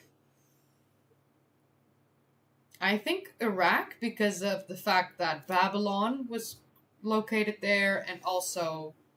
No, I did not mean those things. I meant BCE and CE. I only work in Common Era. I ain't religious. I ain't a Christian. I don't care. I take religion away from scientific talks and history. I think this is going to be Iraq because of the Sumerians, the Babylonians, the rivers Euphrates and Tigris. It makes way more sense for it to be Iraq because those two rivers don't run through Iran. So, I'm going to go with Iraq. Iraq. The Garden of Eden is believed by many to have been located in present-day Iraq. This belief stems from the mention of the Tigris and the Euphrates rivers in the biblical account of the Garden of Eden, which are both located in Iraq. Additionally, archaeological evidence suggests that the region of Mesopotamia, which includes modern-day Iraq, was one of the earliest known civilizations and the possible location of the Garden of Eden. Hell yeah! Good job, good job. Also, hello, it's Errol on the Twitch. We have chats everywhere. Ancient civilizations had economies based on farming, trade, banking, or they didn't have an economy. Farming and trade. If I'm going to have to pick something, it's going to be farming or trade. Their economy was probably more based on farming. Trade? I'm between these two. Like, exactly, how ancient? Exactly. The ancient Egyptians did trade a lot.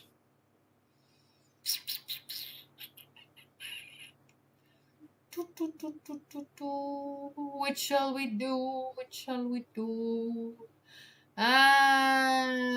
Y'all say trade? Yeah, it's like farming and...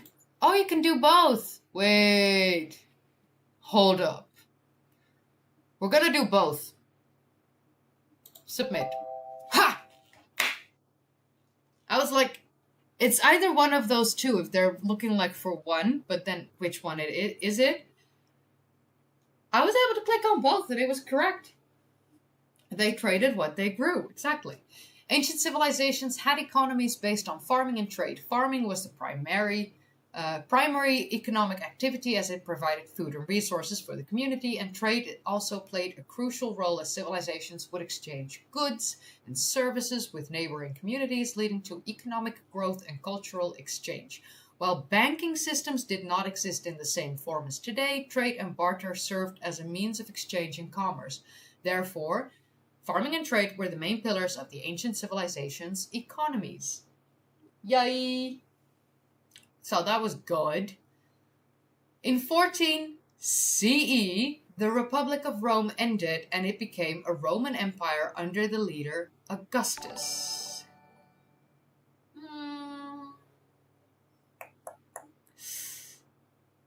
That could be correct. Was it 14 CE? Wasn't it earlier?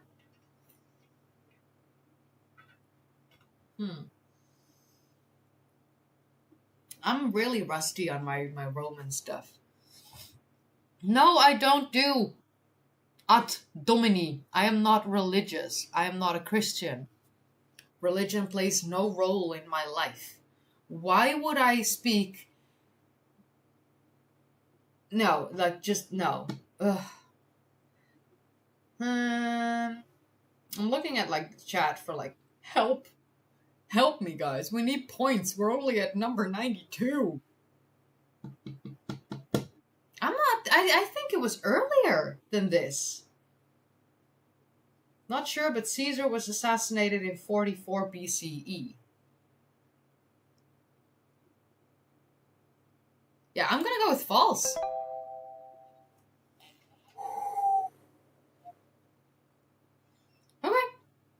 It was not in 14 CE, but in 27 BCE that the Republic of Rome came to an end and was replaced by the Roman Empire under the leadership of Augustus. This marked a significant shift in the political structure of Rome, as power was consolidated in the hands of the emperor and the Senate lost much of its authority. Augustus, also known as Octavian, played a crucial role in this transition and is often considered the first emperor of Rome. Therefore, the statement true accurately reflects this. You mean false, because I said false and it was correct, and therefore the statement false accurately reflects this historical event.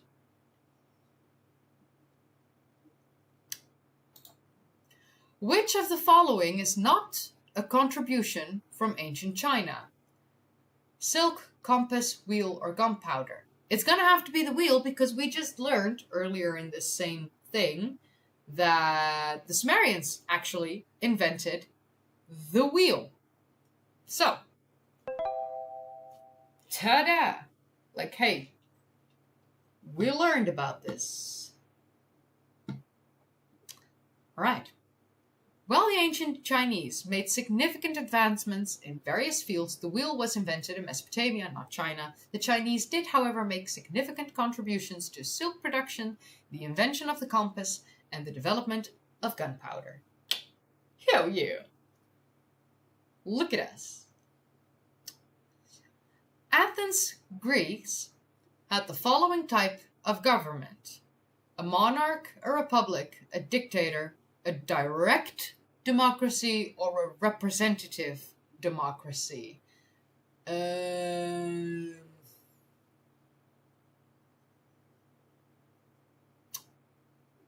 I want to go with the representative one. So yeah. I don't know the difference between a direct democracy and a representative democracy. I'm leaning towards representative because then you can like vote because they represent you, the voter, which in my mind makes all the sense when we think about like ancient Greece and that sort of stuff.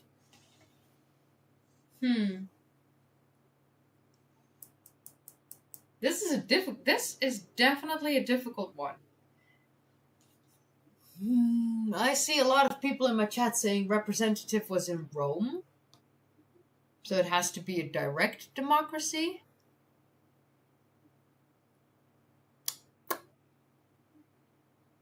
So this is what y'all, if y'all are wrong, I'm gonna like need more dad jokes. For everyone who said the wrong answer to me in the chat and like persuaded me, if I do direct and you are wrong, you owe me a dad joke. But you were correct. Okay, thank you. Athens, Greece had a direct democracy as its form of government. In a direct democracy, all citizens have the right to participate in decision-making either by voting directly on laws and policies or by electing representatives to make decisions on their behalf. This means that the citizens of Athens had a direct say in the governance of their city-state, allowing for a more inclusive and participatory form of government. Okay, good job. Good job, chat. Good job. Okay, so Rome initially began as a monarch, republic, democracy, or dictatorship. I think republic. I stand directed. Nice. Okay. I think Rome was a republic before it became the empire. Wasn't it the Republic of Rome who... Kings? Monarch? Really?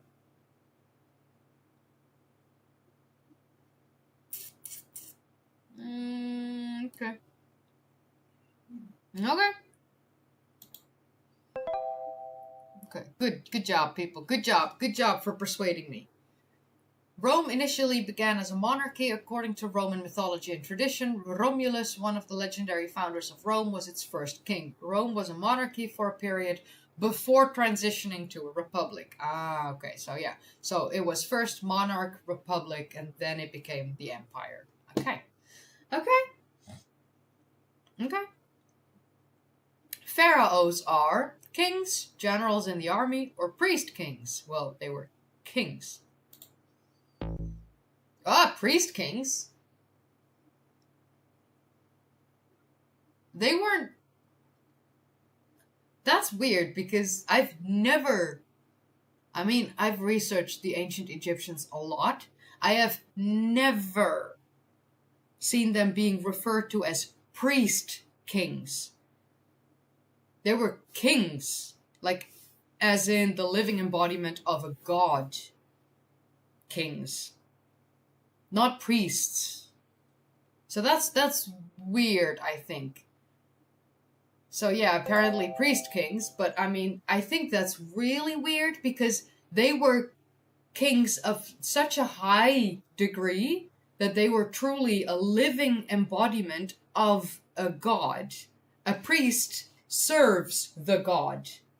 The pharaoh had no one to serve. The pharaoh was the god. So that makes no sense. Yeah, and underneath the pharaoh were priests, serving both the pharaoh and the other gods. Makes no sense. This is bullshit. Bullshit, I tell you. It's bullshit. Okay, we're going back to Rome suddenly. Yeah, it's weird. It's super weird that priest kings, whatever. Okay, after the death of Emperor Marcus Aurelius in 180 CE, Rome split into 3 parts, each with its own ruler. I've no clue. I think it's wrong. But yeah. I've no clue. My Roman Empire bullshit is like it's bad in my brain. I'm gonna go with false. Oh, it was only 2 parts, east and west. Ah. Good job, people. Okay, so the Indus Valley civilization had remarkably well-planned blank.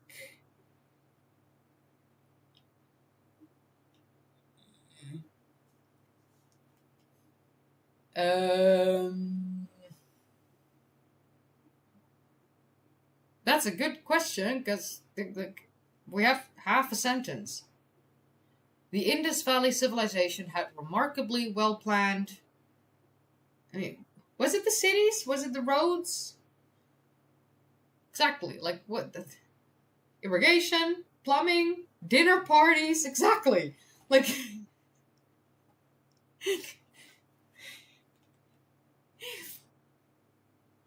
I mean, I have seen some pictures of, like, cities, and it's all, like, good layout, so shall we just go with cities? Okay, yes. The Indus Valley Civilization, also known as the Harappan Civilization, flourished around 2600 to 1900 BCE in what is now Pakistan and northwest India. Their cities, such as Harappa and Mohenjo-daro, exhibited an advanced urban planning with grid-like street layouts, sophisticated drainage systems, and standardized brick sizes, indicating a high level of organization and central authority. Good job, people. Good job. I'm very proud of all of you. All right, different areas of ancient Greece that had their own forms of government were called ... Again, Greece. People, I'm bad when it comes to ancient Greece.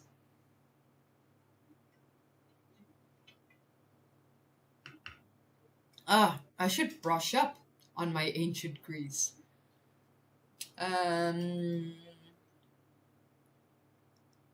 Okay, what's the... People are saying city-states or states, so let's call them city-states or states. Should we just... Okay, city-states.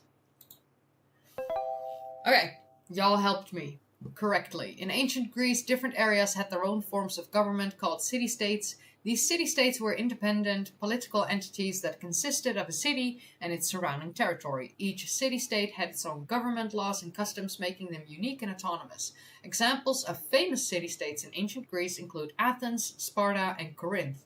These city-states played a crucial role in shaping the political, social, and cultural landscape of ancient Greece. Good job, people. Good job. Everyone helped me. The Western Empire... You heard that?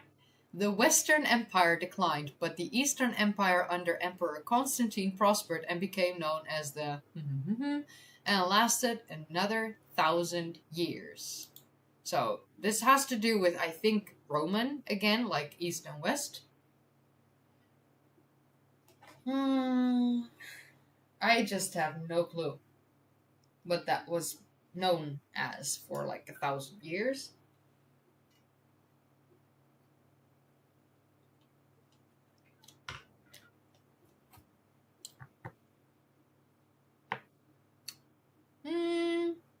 Not yet looking at the chat, because otherwise I might like give it away. Weren't the Byzantine... Byzantine was after the Romans. It was east, because it went all the way into Turkey. So it has to, I think, Byzantine. Okay, let's check. Let's check the chat, shall we? Byzantine. Okay, good. Okay, thankfully I'm not a full-on idiot today. Just a little bit of an idiot. Like, I'm at 60% of an idiot.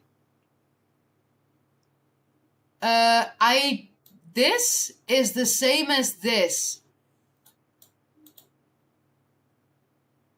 I didn't do Empire. Wow. Byzantium.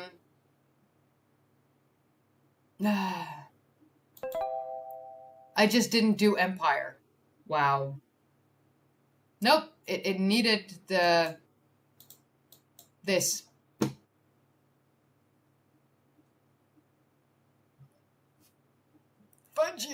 Fudge you. Okay, next. The city that became the center of learning was Athens. Was it though? Like, I don't trust this whole thing anymore because of the priest kings.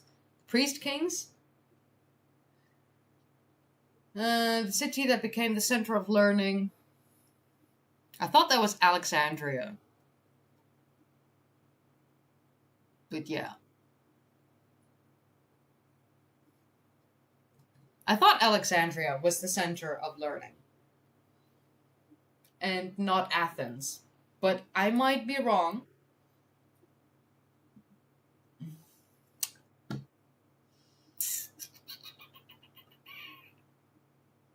Yeah, I might be wrong. Exactly, but what time period? I think it was Alexandria. I'm gonna go with false. Okay, While Athens was indeed a significant center of learning in ancient times, particularly during the classical period, the city that became the center of learning during the time of the Byzantine Empire, they said nothing about the Byzantine Empire here in the question. So we thankfully got it correct, but they wanted the center of learning during the Byzantine Empire because the biggest center of learning in all of ancient times was Alexandria in Egypt. Yeah, I know it was in the previous question because every question here is like a standalone thing. So this is bullshit. Bullshit, I tell you. Bullshit. But okay. The 8 features of civilization include a form of writing, schools, not necessarily, a form of government, a social class system, a king, city, roads and public works. I think administrative stuff does fall into like public works, but roads, I don't think necessarily the roads and public works. But yeah, form of writing, government, a king, and a social class system.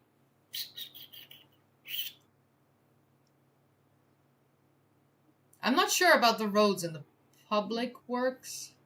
A civilization in ancient times definitely had a king, by the way. Like, definitely. All of them, I think. You're saying no king? No king?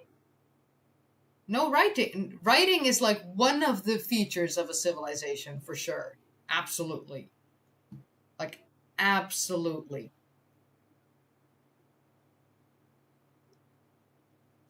We're talking about like ancient stuff here. So like a king definitely was a feature of a civilization. I mean, everyone here in the...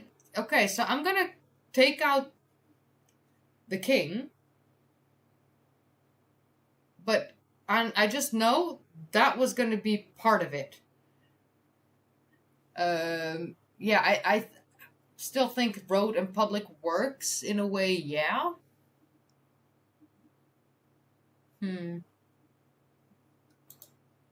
Jobs, I mean, jobs.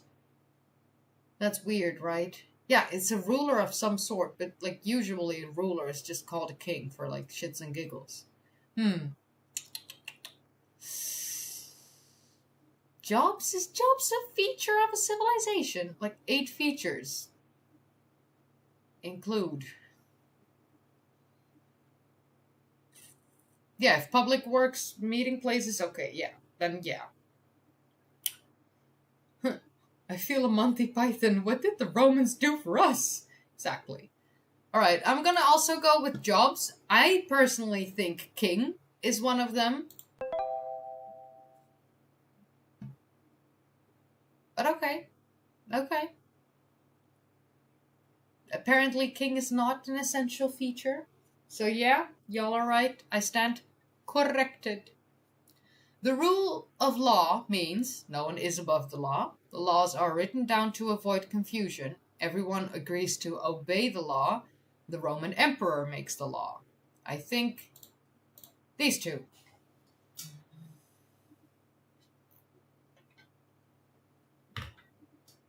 I personally think that no one is above the law and everyone agrees to obey the law are the 2 ones. The laws are written down to avoid confusion is not, I think, a rule of law.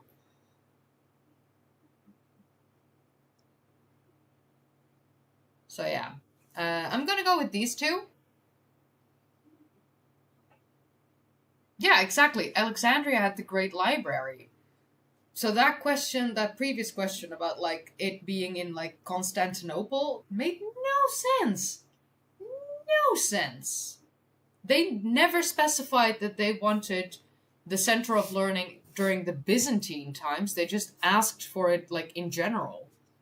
And then in the answer of it, then that was when they suddenly specified that they wanted the answer for like The Byzantine. Oh yeah, Emperor. Okay, so I'm gonna go with those two. Incorrect. Oh, so the laws are also written down to avoid confusion.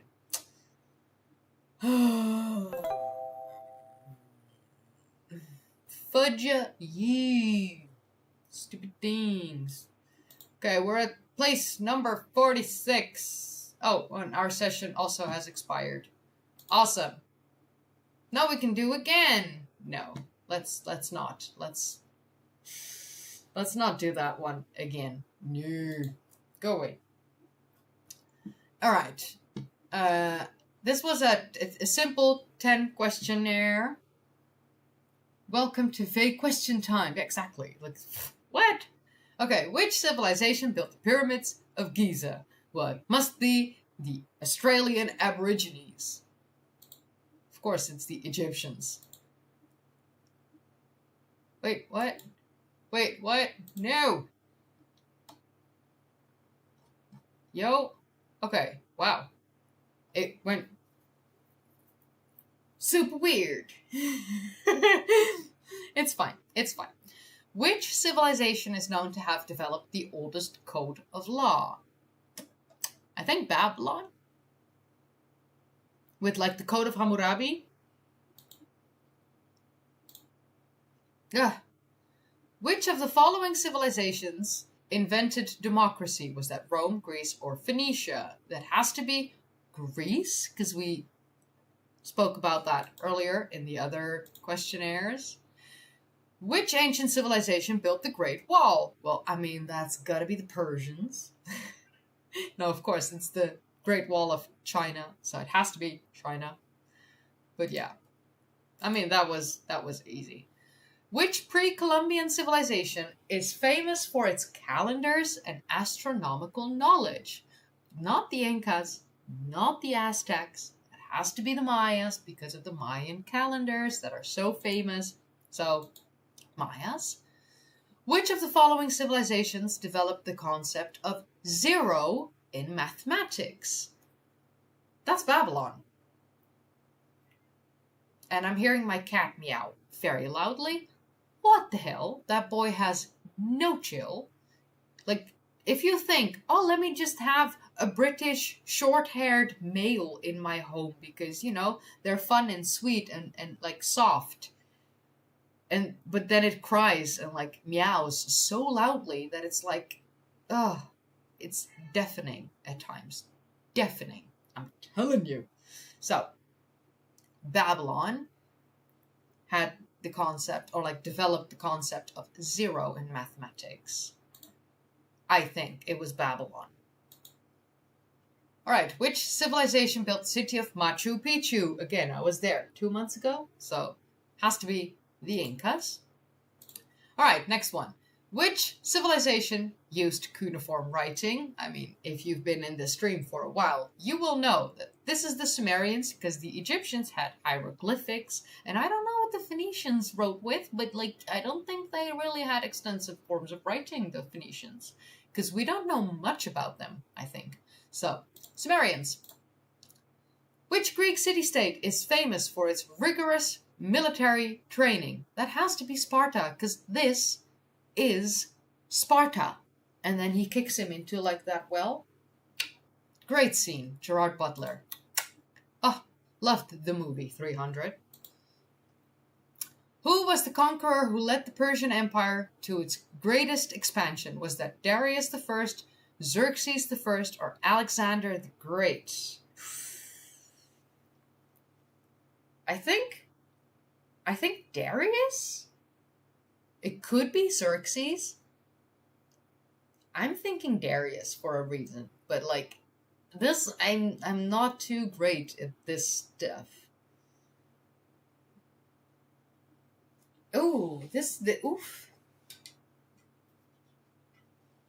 I'm thinking Darius, because yeah, I do believe like it was Xerxes who like messed it up, but that might be me misremembering things. I don't know.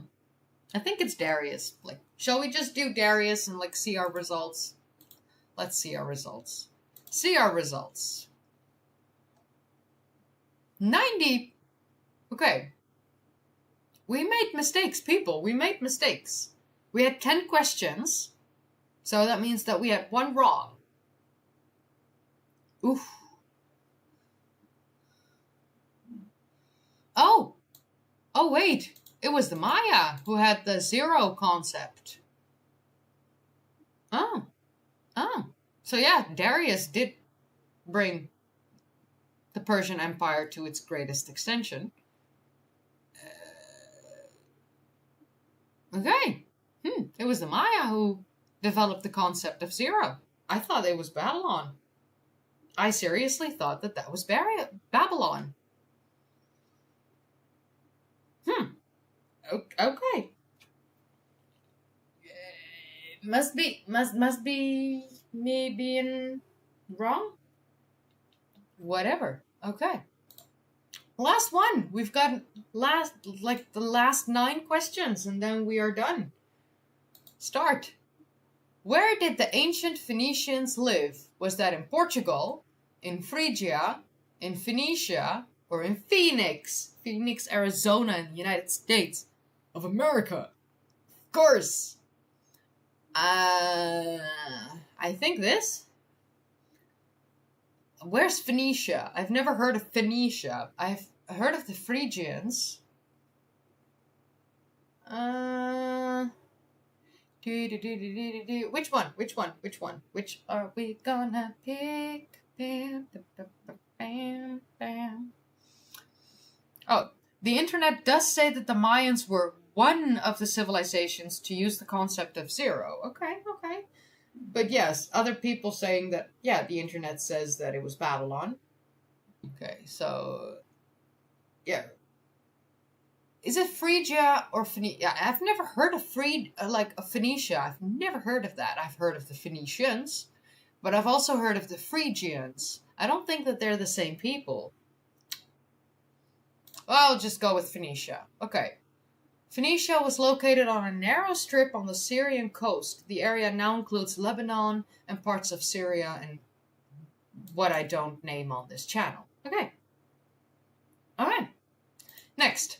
The Stone Age is called that because of its abundance of stone statues, abundance of stone tools, scarcity of stones which were used as money, or abundance of stone houses. Well, it's the abundance of stone tools.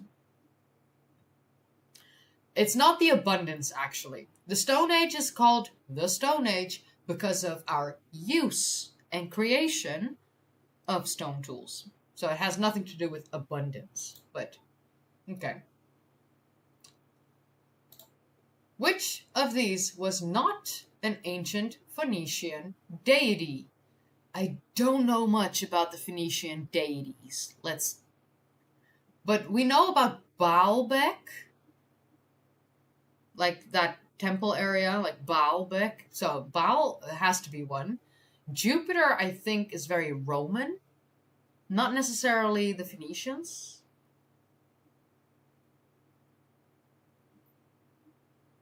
I've never heard of Astarte. I have heard of Moloch. I'm going to go with Jupiter, because it sounds way too Roman. Whew. Okay. I have that correct. Whew. Next. Which was not an achievement of ancient Egyptians? Medicine, architecture, mathematics, or golf?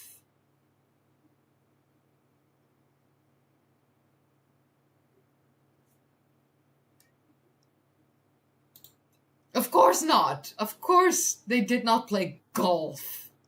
Okay, this one is this was really easy, this one. Okay, but okay.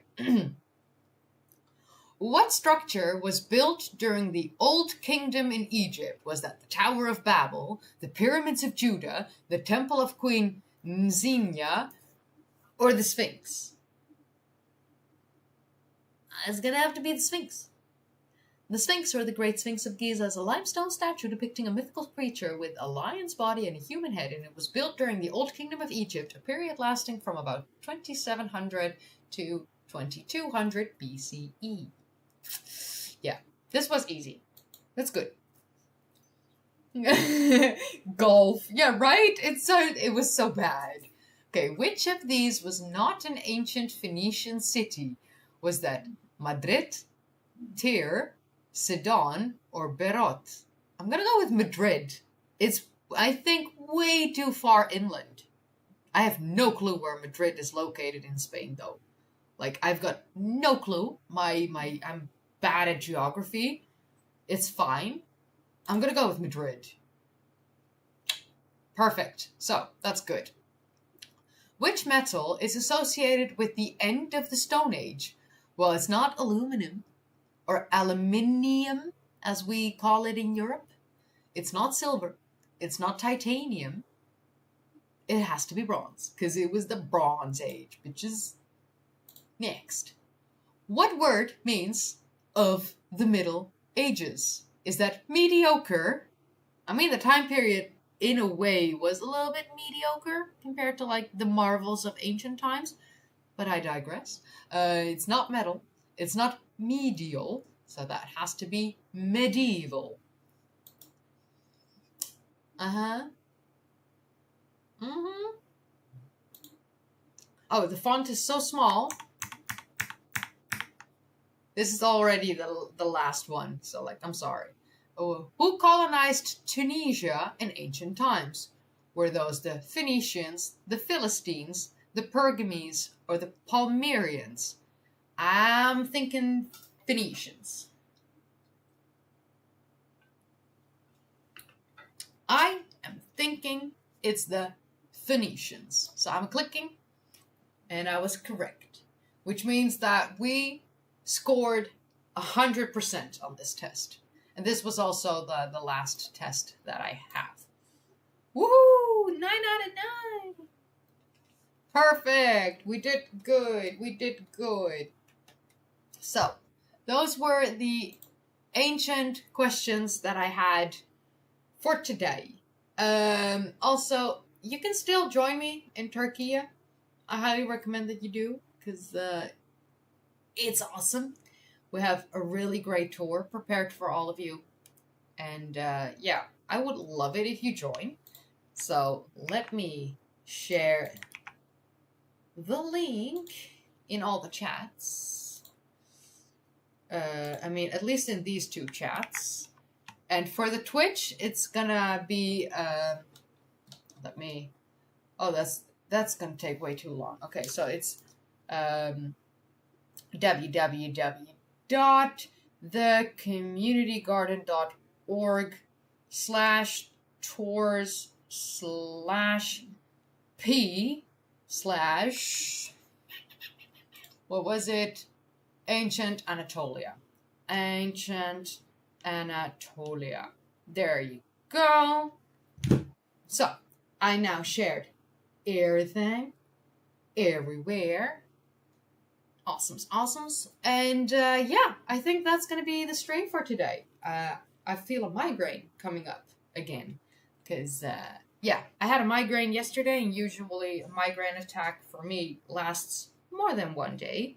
Fun times, I know. But I'm sitting between, or like below, really bright lights to do this stream.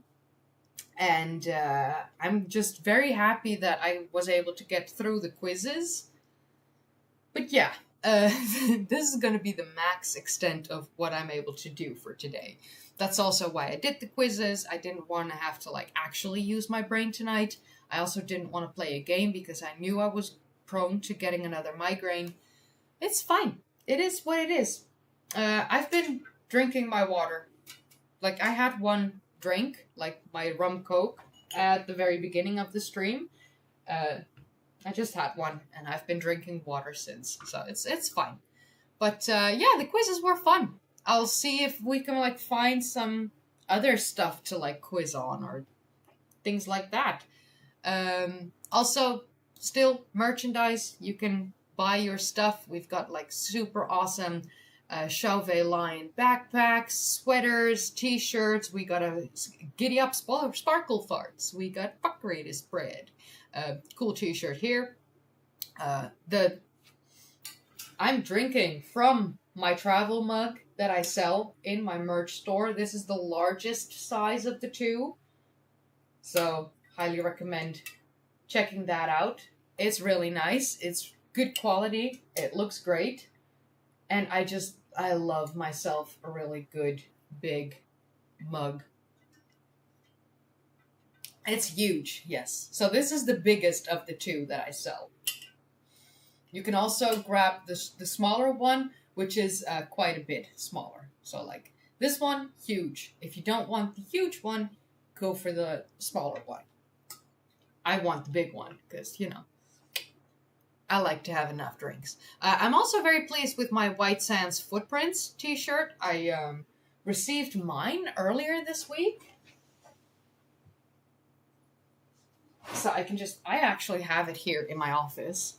So this is on the back of the t-shirt. And it has some, I wrote a short story about, short explanation about the pictures that you see, which are the footprints at White Sands, New Mexico. And I really like it. And on the front you have, very simple, just a History with Kaylee logo.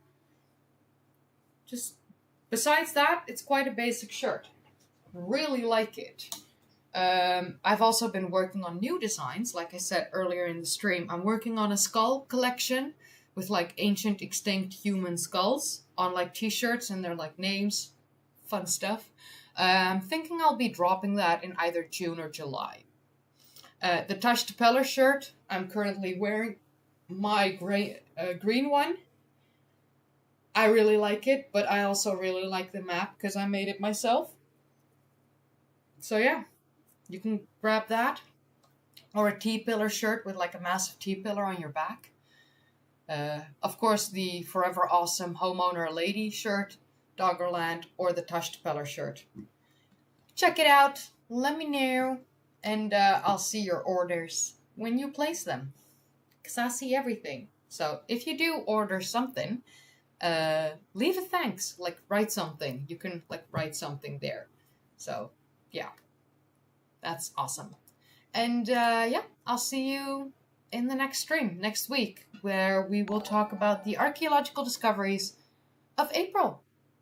Have a great day, and I'll see you in the video probably tomorrow or Saturday, depending on how fast I edit. But with these migraines, might not be the fastest. So, okay. Bye, guys.